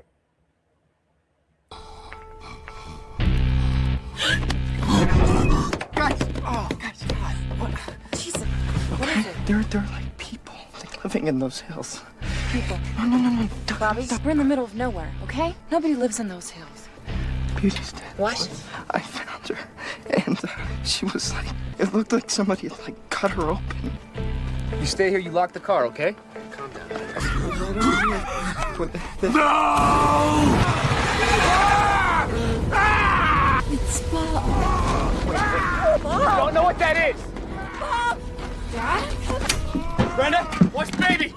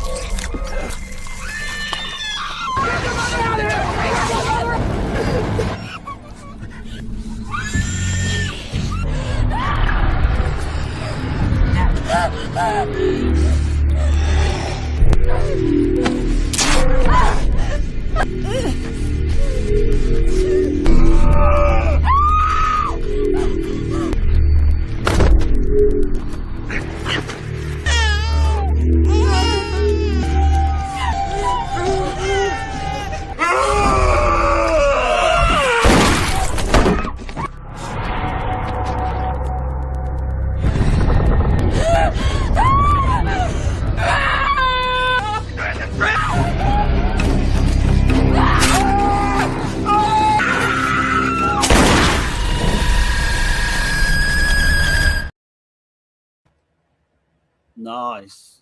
No, you did a good job there, man. Considering you didn't have it. I didn't have it, but it looks. If it's on like a TV, I imagine it looks pretty bad. It looks all right on the laptop as well. Yeah. Look okay? Yeah. Okay. I will say something though. That fucking one character, Lizard, the guy from Land of the Dead, I fucking hate him. I died in this. I was going to ask you. I was about to go into that's that. The one of the bad things for me about this one is that guy. Because he's got such a well-known face. Yeah. That it doesn't work in being like a fucking cannibal. Whereas you got Greg Nicotero plays one of the characters towards the end, one of the cannibal clan, and you can't really tell it's him, so it kind of works. Is he playing the damn Super He Brain? plays Big Brain, doesn't he? I think Big Brain. I think it's Big Brain. Let me double check on that, but I could be wrong. Could be wrong on that. I've got it, didn't I? Oh no, he plays Cyst. You know, the one that gets killed with the fucking pickaxe towards the end. Oh, okay. Yeah. He comes into it. He's not in it long. Yeah, Sis. He's barely. Like I said, they don't flesh their character. They don't flesh that family out. I do like so. You see what I'm saying though? Like they're not really. You wouldn't know their names, like unless you look at the damn credits and shit. Like in the original, you know their names because they say it like quite a bit. You know. Yeah. They just don't seem as fleshed out. Yeah, certain members of the cannibal clan don't work for me in this one. Whereas most of them do in the original. That has got definitely a one up in the original for that. Yeah. But just starting off, so you got directed by Alexandre Aja. Did one of the best fucking post 2000 slashes ever made, in my opinion. High Tension. That's the French Extremity. Yeah, man. He did do, and I've not seen it, Crawl back in 2019, which I've heard pretty good things about. I've seen Piranha 3D. I mean, that is what it is. Yeah. I know Mirrors kind of bombed in 2008. He did. Yeah, Mirrors is not great. I'm not a fan. Yeah. If that's the one with Kiefer Sutherland, I'm not. It is. Okay, I'm not a fan of that shit. But cinematographer, you got Maxime Alexandre. Obviously, he did Crawl as well. He did the Maniac remake, which I like. The Maniac remake is. Now that is a good remake. That's a damn good remake. Oh yeah. I didn't think it was gonna be good with Elijah Wood. I was like, not me. How's that gonna work? I was so pissed when they told me he was gonna be Joe Zito or whatever. But no, man, Elijah Wood kind of got out of his comfort. He didn't want to be typecast as Frodo, right? Yeah. So and it surprisingly works, doesn't it? And that's all got the point of view of his character as well, isn't it? It's all done in those shots. Mm-hmm. But no, cinematographer, I was just saying, he obviously did High Tension as well. If you go on to the cast, and you can see, you can put them up against each other in the two different versions now. So you've got Michael Bailey Smith plays Pluto in this one. Again, I don't think it's no contest, really. I think Michael Berryman, I think we all agree, is the better one. Yeah. But he was in Monster Man. He was in the sequel, The Hills Have Eyes 2.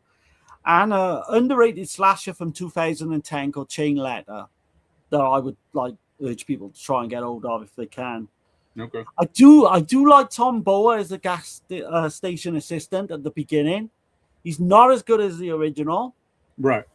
And he is kind of more of a mean character. Like he's more of a shady. He's, Oh, yeah.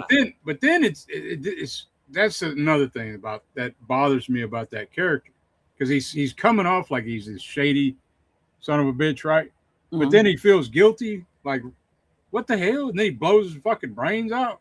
Like, that didn't make sense, really.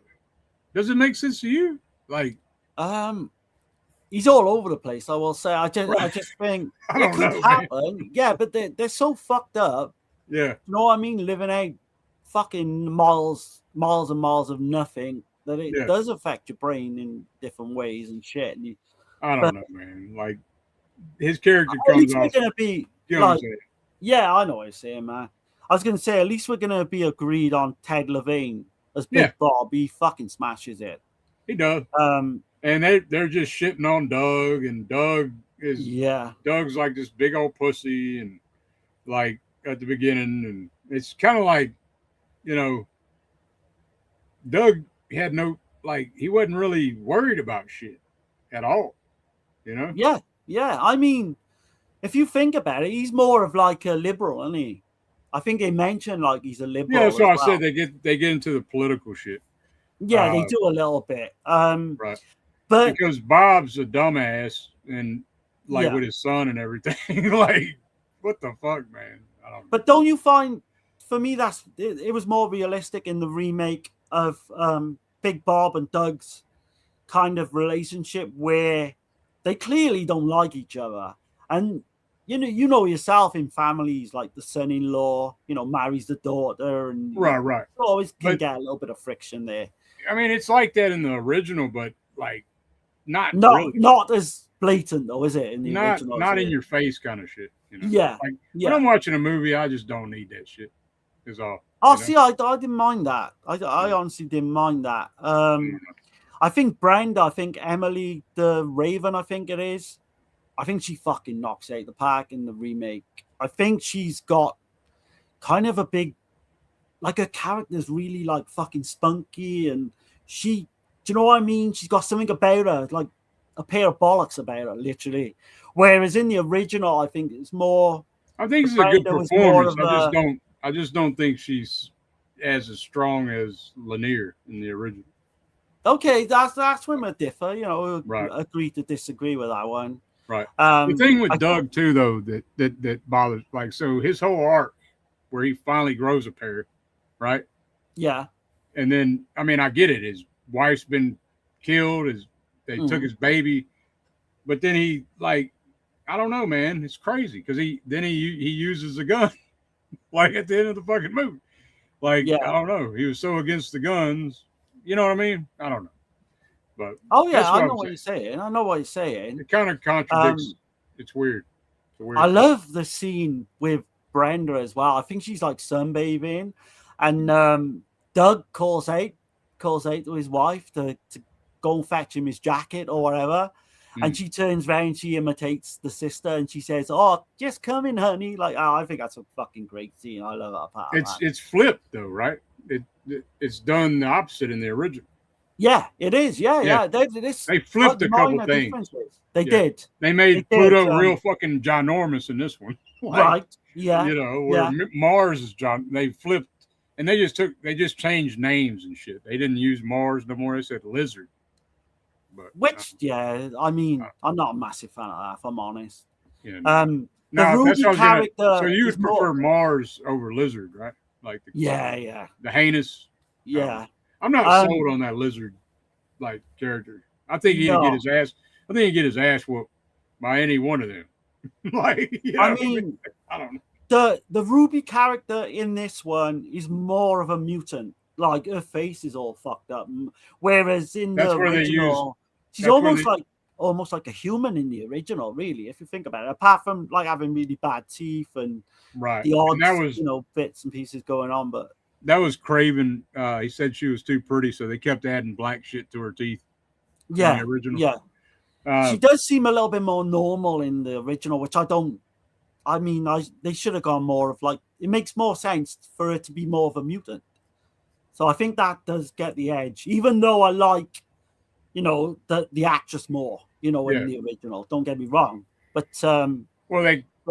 that's so what do you think story-wise? You think this story is stronger in the character development and all that with these characters? I like the fucking story of the fact that there's like this like nuclear fucking sites in the past where all this shit's happened. There's this kind of hidden town. You got to go down in the mines. You got to travel right through the mines to find this hidden town.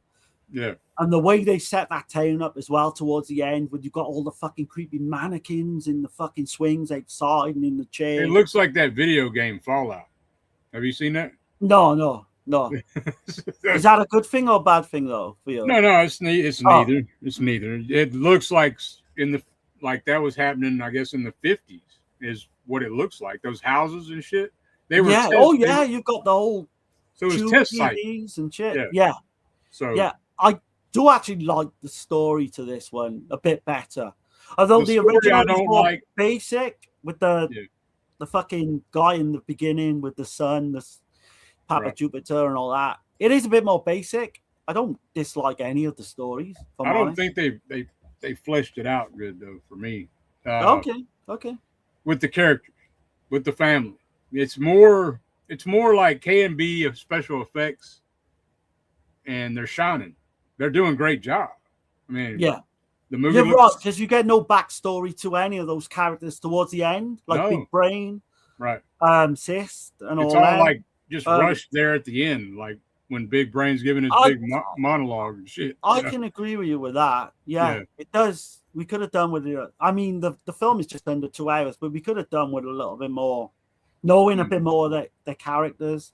How do you feel about Goggle, the one fucking cannibal? He's supposed to be. What did he remind you of anyone or anything? I don't know why. Think. It reminds me of fucking the Kubrick film that we're gonna cover. Clockwork Orange. Yeah, he does remind me. Alex DeLarge. Yeah. I don't know if that was intentional. I gathered it was intentional. Maybe that's kind of. I was trying to think of what it reminded me of. Yeah, it does. That hat that he's wearing. Once you see that, you can't fucking not put them together. Right. But I don't know why they changed. I thought I was just going mad thinking that on my own. But no, I don't know why they changed the names. I mean, that's fine. I mean, do what you want to do, but I don't know. I thought it was cool that all the family members in the original were all named after the planet. So, you know what I mean? That does make sense more. Yeah. Yeah. Because it's just random Goggle and fucking Lizard. Like, I don't know. I'm not gonna lie. I do find. And that one character, fucking Lizard, I just hate that actor. Like, and why Jupiter, get a really well-known actor to play that part? So you can see that's the thing that I don't like about it. Because Papa Jupiter is like the biggest planet, right? Yeah. And, I did actually like the fucking way this begins, though, with the montage. I know you said you didn't like it, but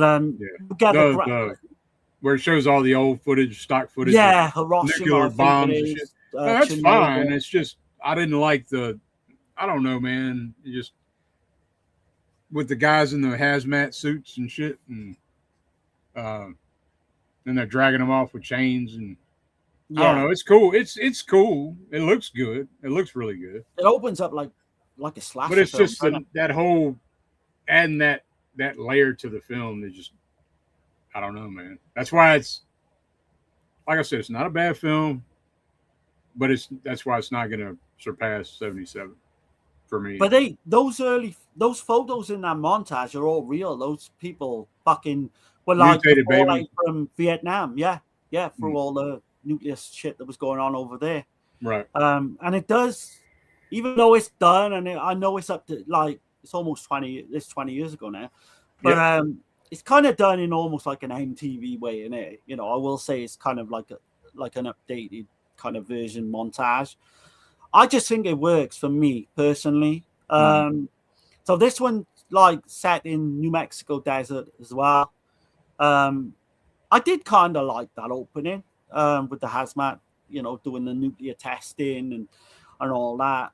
Then their bodies are being dragged with the chains on the back of the vehicle. I think that opens up quite well. Yeah, no, it's not bad. It's just like I told you, the nuclear angle. I don't know. What about the soundtrack to this? The reason it, like, I'm not gonna keep saying it over because I've said it a million times probably. It just I can't get it through my mind. Like, people were told that fucking nuclear bombs are about to be dropped on your fucking ass, and you stay. Like, that don't make no sense. But some people are stubborn, man. It's like when you get. Well, that's true. Like in New Orleans and shit. Like when there's a hurricane and shit. I was gonna say people fucking stay. Yeah, Florida, same shit. You know. Yeah. My ass is out of there. I don't give a fuck. I don't care. Oh, man. yeah. I'm gone. Like, do you like the soundtrack to this film at all? That yeah, it ain't bad. It's kind of like, I like the song. It's like an emergency kind of vibe going on. And yeah. So I like the score in the original too, though. Like, I do like the score in the original. That's some creepy shit. I prefer the score to this one though. Okay. Just the way the song opens up, I think, is it More and More? And they play all these creepy fucking older songs. Yeah.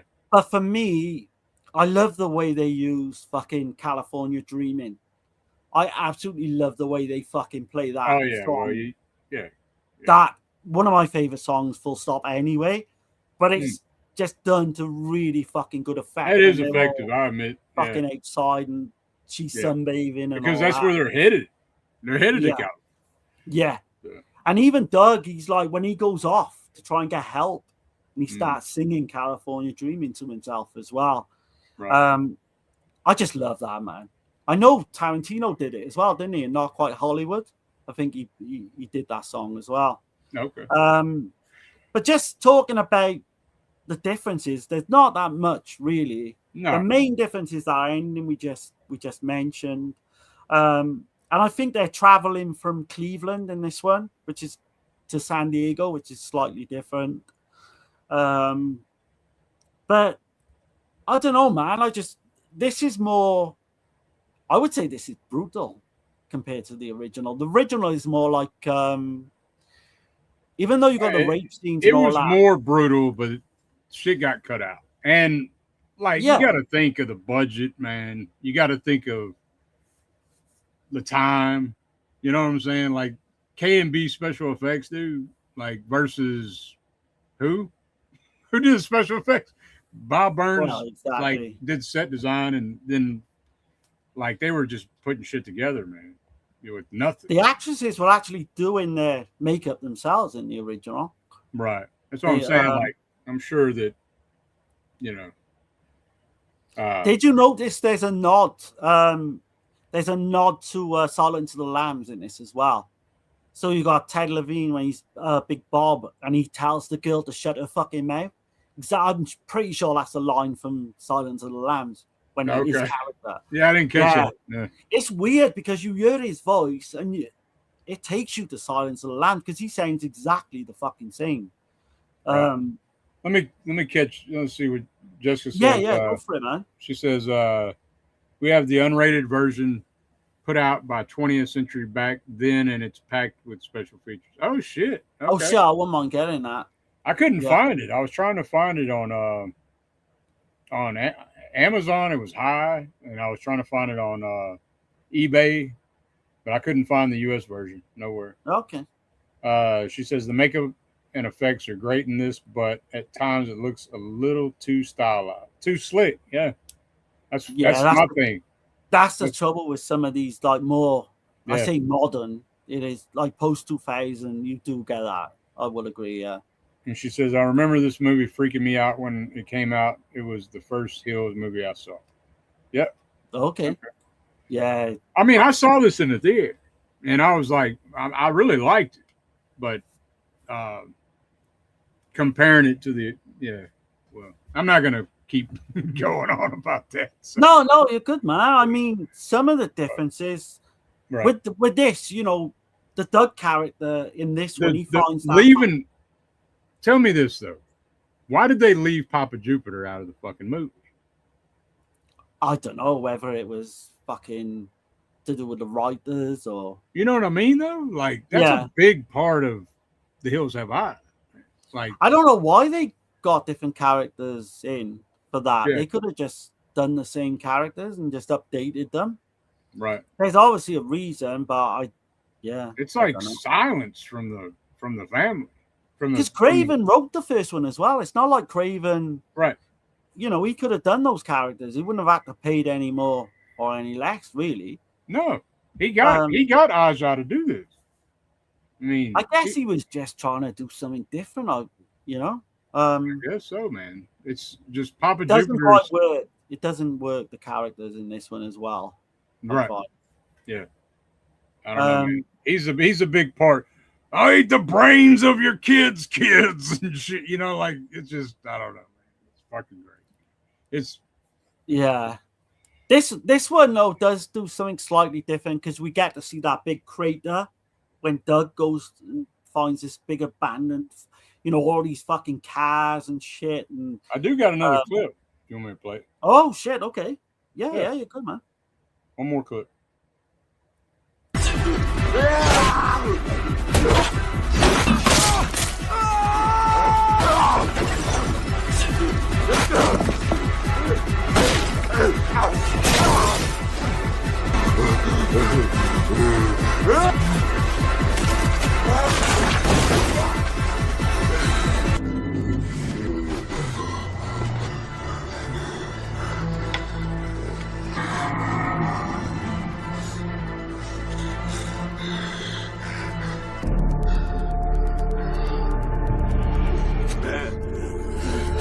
Please don't kill me.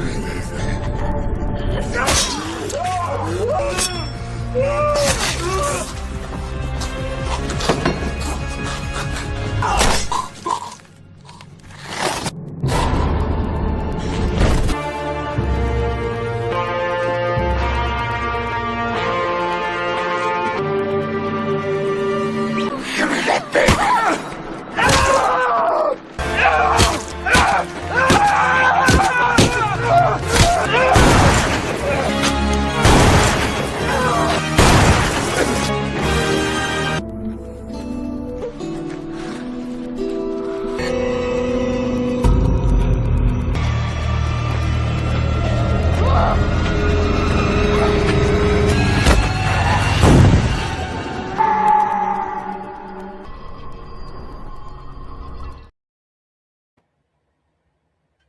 See, I totally fucking buy.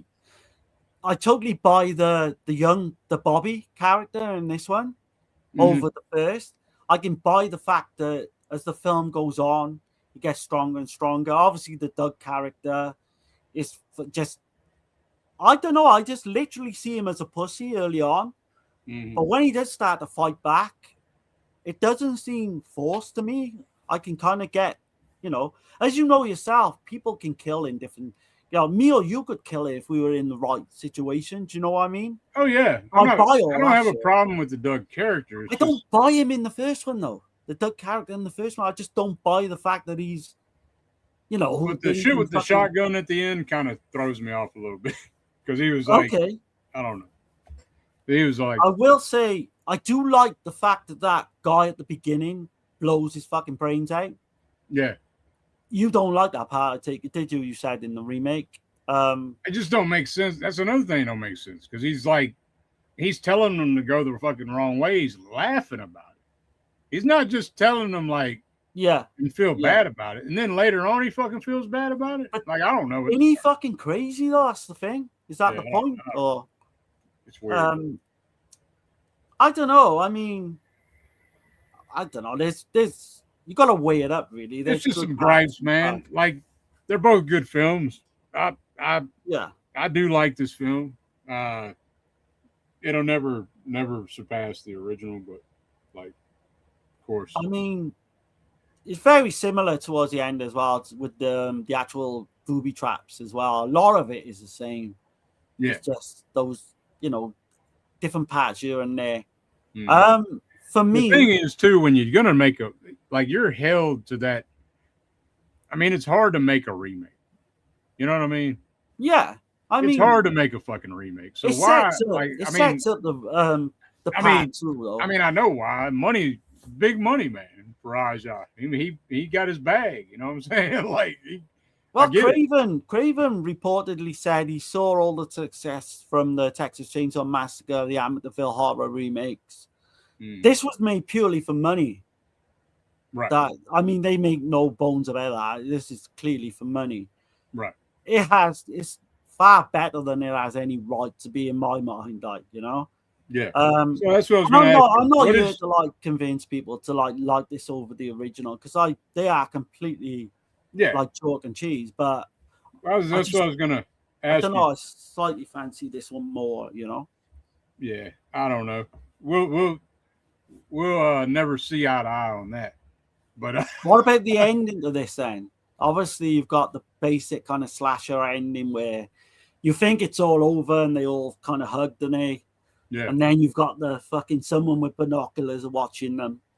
Right. That kind of makes sense because there's all, even though there's plenty more mutants in the fucking hills. If there's that family of mutants, then why isn't there another fucking family? So I kind of like that. Or how big is that family? You know what I'm saying? Yeah, there could be more. Oh yeah. And it is ambiguous, I guess, as well. Well, that's just so they can make a sequel. So they, if they made money, they're gonna make some more fucking money. Which this one did make money. Right. This was really, Oh yeah. But its first week, I think it really fucking took off in the first weekend. So let's talk about the budgets. Right. Yeah, go for it. So the original was. That's always weird to me. Why don't they have a hard number? It's $350,000 to $700,000 was the original budget. It was, yeah. And then the remake was 15 to 20 million. Yeah, I've heard 15. I see 15 to 20, and then it says the 77 micro budget independent film was massively successful, grossing $25 million at the box office, roughly $126 million in today's money. The 06 remake had a budget about 21 to 43 times larger, with $13 million going on to gross $70 million worldwide. That's nothing to be sniffed at, man. The opening weekend done really well. It did drop off a little bit as the weeks went on. But it was in theaters. I was for up to 6 months as well in some parts. It certainly was in theaters for at least 3 months. It definitely did lose, with that big of a budget, man. It definitely is polished to shine. You know what I mean? Oh yeah, I'm not arguing that. The raw grittiness and grime. You can't. It is polished. Yeah. That's why it surprises me that you don't put the 77 over more. Because you generally don't like this kind of shit when it's slick like that. No, you're right. Yeah, so, it did. This one just works for you. It just works for me. Yeah. It does. Like I say, I love the original as well, man. This one was actually shot in Morocco as well. Right. And they got the whole family together a week or two earlier so they could bond. And I do buy that fucking family collective as well. I do feel I love the relationship between the brother and sister, the young brother and young Bobby and the sister. That's exactly how I see fucking brothers and sisters are. Do you know what I mean? And the father, Bobby and Dirk, I see that better in this one as well. Whereas you're right with the fact that the cannibal clan are you don't really know anything about them. They don't flesh out the characters. Yeah, I'll give you that one for sure, man. That's the thing about it, man, for me. Because in Wes Craven's original vision, it was to show the mirror, the dark. Yeah, you're right. You're spot on. The light. Yeah. And then how the light, the family from the suburbs have to become dark You know, they have to survive, so they have to become what they are in a way. Yeah. Their animal instincts kind of shit, you know, savage to survive. So I mean, I could be seeing this with like rose-colored glasses as well, because I hated the Texas Chainsaw Massacre Friday the 13th remake. So when I see something like remotely fucking good, maybe I've gone a bit overboard, I don't know, but I went back to it this time, watched it twice again, watched both of them twice again. I do feel the same. I mean, there's not much in it. I will say this is like a 9 out of 10 for me, whereas the original's an 8. Okay. There's not much. There's not a massive difference. Do you know what I mean? No. So for this one, man, like it's a 7. It's a 7 out of 10. It's a solid film. Oh, I'm pleased with that actually. Yeah, it's a 7 out of 10. It's one of the better remakes. I'll say that. I was going to ask you, what do you think? What is your personal favorite remake? Is this it, or yeah? This is your personal favorite remake out of all? Yeah, I mean, The Fly has got to be up there as well. Yeah. But I hate like 90% of remakes. Right. I'm trying to think of any more. Well, for me, my favorite remake of all time. I'm not going to say John Carpenter's The Thing. I mean, that's kind of like that's a given, isn't it? Yeah, that's a given. I'm not even going to say that. So, like, Invasion of the Body Snatchers. Oh, okay. And not the 1993 one. The one with Donald Sutherland one. With Donald Sutherland and Leonard Nimoy, right? Yeah. It's a fucking great film. And I think that smashes the original, but, you know, whatever. I was surprised that you really liked The Wrong Turn, because I wasn't a massive fan of that one. The remake. Yeah, the remake of The Wrong Turn's pretty damn good. It really is, man. I like the first half hour where it's like almost like a slasher, but then it goes fucking crazy with, do you know what I mean? I liked all that shit. I like I can see why people like it. I'm glad they got away from the other. It's like its own thing, like, you know. Do you think nothing like that? Here's another question. Then, do you think the original Wrong Turn is polished as well? Then, too polished, really? The original? Yeah, 2003 one. Kind of is. It is a little bit polished, isn't it? Thinking about it, like it's pretty slick. Yeah, I do love that one as well. I wouldn't say I like it as much as this, but yeah, I do really like that. I want to mention as well, if people have seen, obviously, the X-Files, there's an episode called Home, all about inbred cannibals. Like, people got to check that one out as well. What is it? Home is called. Home? Okay. Yeah. If you get a chance, I want to say season 3, but I might be wrong on that. But kind of crazy. 2 weeks in a row, we're covering shit dealing with cannibals. It is, yeah. It is. It's fucking happened that way, really. Right. But no, yeah. I mean, you can't go wrong with these two anyway, I don't think. Yeah, no, you can't, man. And it's not bad to do a double feature. Tasha wouldn't do it. She watched the 06, so she wouldn't watch 77. But I did show her the crazy scene that's, you know, in 77. And she agreed. She said, I think that her performance is way, way stronger than the other. Yeah. But I mean, that's, you know, like I think it is. And even Peter Locke said, the producer, he said for fucking weeks, he couldn't get her screams out of his head. Like they fucking haunted him. Like that's how convinced he was from that performance. I think she's a standout. Like as far as that goes, like holy shit, man. Let's see. Texas. Wait, Jessica says The Hills Have Eyes. 2006 was definitely one of the better remakes of the era. Overall, it's a lot of fun and has its genuinely intense moments. Yeah. That's perfect. Like, because you don't want to, you just take it for what it is. It does look polished, but just go in like 2 hours of just pure entertainment. You know, I don't look too deeply. It's not boring. No, it's. I don't think either one of them are. Yeah. It's a lot slower, the first one, but you know, I don't mind a slow burn anyway. But it is kind of slow paced, the first one, I'd say. Texas says the original has no real gore and is definitely slick. Wrong Turn, yeah. Wrong Turn 2, I thought, brought it. I've heard that. I can't remember, man. It's been I'm a massive fan of Wrong Turn 2. I've heard people say that they like 2 better. I don't know. That's the Joe Lynch one, isn't it? That's the one where early on you see the fucking body get split right down the fucking middle, hung up. Okay. I wasn't a big fan of the part It's been 2. a while. I've seen a couple of the sequels, part 4 and 5, I think. And yeah, Wrong Turn, fucking, it's all about the original. But yeah, we have got some stuff to show though, haven't we? I think quickly. We do. Before we end. We do. I got to show. So we are going to be doing a segment, and I was going to get y'all's ideas, like, but see which one y'all like better, and then we'll call it that.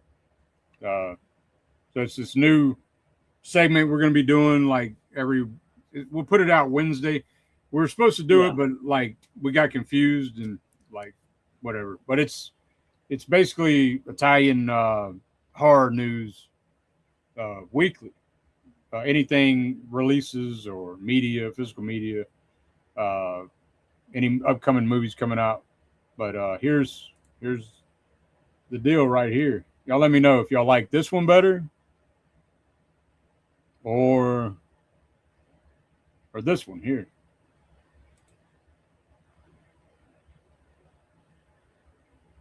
I know what I like, but I don't want to influence in case anyone's got an opinion.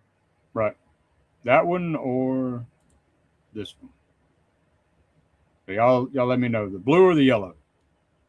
So I do want to mention quickly, now you say about that. Yeah. People in the chat or people watching this on repeat. It's Italian Nightmare Chronicles, by the way. Sorry. Yeah. Can actually help us with this.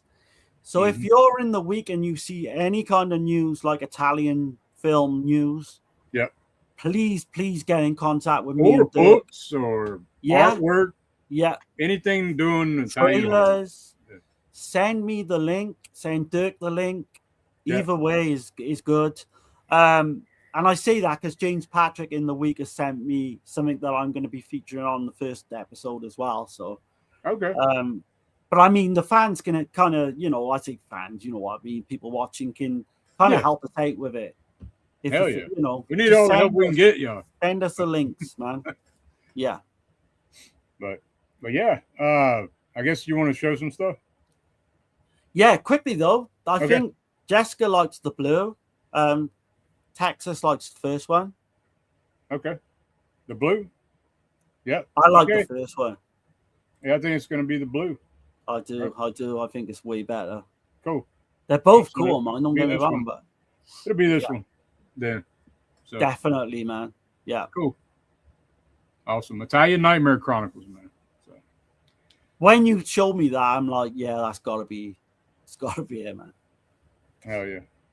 So. But yeah, quickly, yeah. It'll keep us informed as well. So like we'll be up on our shit, you know. Well, I've got three topics for the first one, but please it doesn't matter because if you send them in and we don't do it one week, we'll roll it over to the next. So we've always got some kind of something to talk about, you know. Right.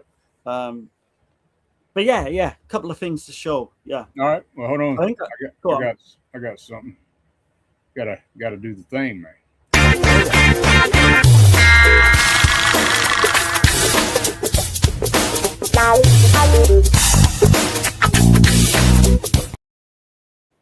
All right. Yeah, I mean, I haven't got a lot, obviously.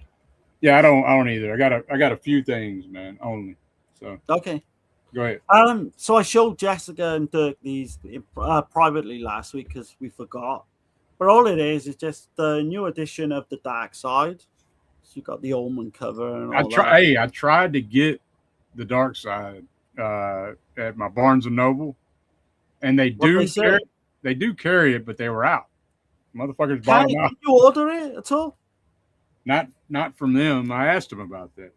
Like, I guess I could order it, but I was trying to get a subscription up there, and they wouldn't let me do it. They said we don't do that. But yeah, this one's got like like an Omen poster as well. I don't Hell collect yeah. email posters. That's my shit, man. That's my shit for sure. Just quickly then. So there's a book, right? This is like number 13. I've been collecting these for the longest time. It's called Wayne's Chop, right? Really cheap on Amazon. So the thing about these is Troy Howarth writes for them. Okay. They're just jam-packed with shit, with everything. There's like a 20-page write-up on Proto Slashers. Okay. Awesome. Richard Glenn Smith from Doom Movie Fun. He writes as well for this. Okay. Oh, that's weird. I just seen the Centipede horror that we're supposed to be covering on Region 3, I think. Oh, Centipede. So yeah, I mean, definitely look out for these because they're like 200 pages of 30 thick, and it's just packed with everything, like all different genres. Or I highly recommend them. Okay. That's all I got, man. Okay. All right.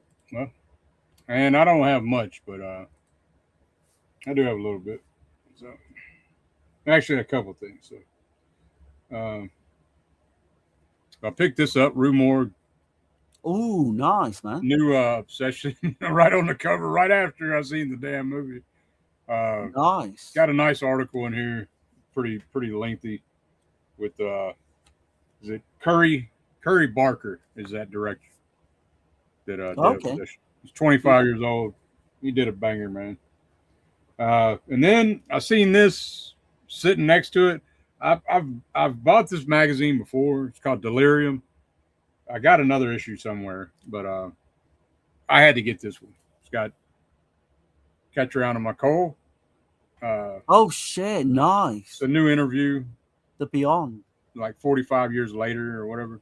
I think that's what it says. It's like, yeah. I've seen some of them on 45 years of the Beyond. So I've been tempted to get them actually. Yeah. I had to grab it, man. That's my favorite Fortune. So that's great cover art. I mean, it's got some good shit in here. Nice interview with her. So I'm gonna check that out. But yeah, I was trying to get that Dark Side, man. I was trying to get on the train with y'all, and they didn't have it in there. Like they sold them out. They said they do get them. They said they get their drops on Sunday. So, but I wouldn't get out today. No chance in hell. Yeah, I don't know how it works over there for you. Whether you can like tell them to keep hold of one for you, maybe, or I think I can order it through them, but I was trying to get a subscription, actual subscription. But yeah, I don't know. But anyway, oh yeah, and I did grab this because I didn't own it. Shit. I'm hoping that there'll be a real badass release of this one day. I need to get that. Yeah. This is probably my favorite Wes Craven film out of everything. So. I'm looking forward to watching that one next week. It's going to be a blast, man. Yeah, man. Hell yeah. But yeah, man, this has been good, man. Good discussion. We know where we stand, and we both agree that 77 is the superior film. No. I mean, we could go back and forth all day long, man. Right. But we both appreciate the different versions, that's for sure. Yeah, I don't hate the remake. There are some remakes I do hate, but I don't hate them. I mean. Jessica says this is great because we have so much coming out constantly. Lucky us. Yeah. Yeah, absolutely. Nothing positive. Shit. See, Jessica says, yeah, it's hard to get a subscription. We have to drive out to the mall every month to get our Dark Side. It's totally worth it, though. It is. There's always for me, even if I don't like everything in there, there's always like 3 or 4 different things. Texas says, just ordered the Hammer Sangster box and Danza Macabre Volume 1. Nice. Yeah. I think they've gone on sale, haven't they? All those Danza Macabre. Well, the thing is, a few of them have. Like, they're on like a half-ass sale. So yeah. Now, so Severin does this summer sale. When they do their summer sale, it's like 24 hours, and that's when you grab those box sets. Like, yeah, I held off as well. But volume 1's priced pretty reasonable right now. But I've got the first one. I haven't got any of the others. So I got the first 3, so I need to get volume 4 and volume 5. But volume 5 won't be on sale for a while. No, exactly. Where do you pick up Delirium? I picked that up at Barnes and Noble. Yeah, Barnes and Noble should have it. Almost guaranteed. I'll look into that because I'm sure I got a place online. I think I can get them in the UK, so I might get a couple of them and see how it goes. And Rumor's been out. They've been out. I've got some old ones of Rumor, man. 20 years they always at least. do a good job. Yeah. But for me, it's gotta have like, I'm not into all the newer shit, but it's gotta have something that I fucking want, you know, even if it's like 2 or 3 different articles for me to like pay money out. I was gonna tell Tex too that volume 1 Danza Macabre, Lady Frankenstein's. All I gotta say, man. I love that film, man. Yeah. Neri, man. That's her best role, in my opinion. Yeah. I think it is. Severin Summer Sale is toward the end of the month. Y'all keep an eye out. Yeah.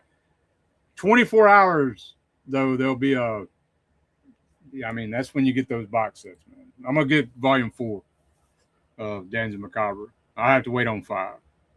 But I'm excited for 4. Some of the others as well. I'm on the fence if I'm getting the damn the 4K of the Blu-ray, because I think I could just get the Blu-ray, right? But it's got the Devil's Wedding Night, man. That's a big one for me. So I'm not that bothered getting the 4K. I'd rather just pay cheaper and get the Blu-ray, because when you upscale it on a decent TV and player, like there's not much difference anyway. Right, and the only other one I got is I think Castle of Blood's in 4K. Okay. In the volume 2 set. Yeah. The volume 3 is Spanish Gothic, so it's not. It's all Blu-rays in that set. I think there's only one 4K in the volume 2. But I do want that Devil's Wedding Night though. That's man. Big film. Fucking right, dude. Neri, man. I've seen that way too young too. We covered that, didn't we, on Dead End? I think, didn't we? Yeah, Dead End Driving. Yeah. Got to quickly mention Region 3 as well. Next Saturday, I think it is on this time. So yeah, there's a lot of different kind of topics. I think we're doing Night of the Creeps and Monster Squad, Fred Decker. We're doing like real true life stories that was made into films or based off films. And there's a few other things as well. So keep a lookout for that. That's on Visited by Voices Network. Yep. Hell yeah. Well, man, anything else you want to mention before we get out of here? I appreciate everybody in the chat, as always. And, the same. I just appreciate everyone that's tuned in and commenting and all that good stuff. Let us know what your favorite Hills Have Eyes is. You know, me and Darren. Let us know that you feel that the 2006 Hills Have Eyes is the better one. Not a chance in hell. Papa Jupiter's all I gotta say. I'll give you that, man. I'll give you that. Shit. But we're gonna get out of here, man, and I appreciate y'all. You have a good week coming ahead. Later, y'all. Later, guys. Collettivo della prospettiva soggettiva. Collettivo della prospettiva soggettiva. Collettivo della prospettiva soggettiva. Collettivo della prospettiva soggettiva. Into the Euro crypt, there is no escape from the Euro crypt.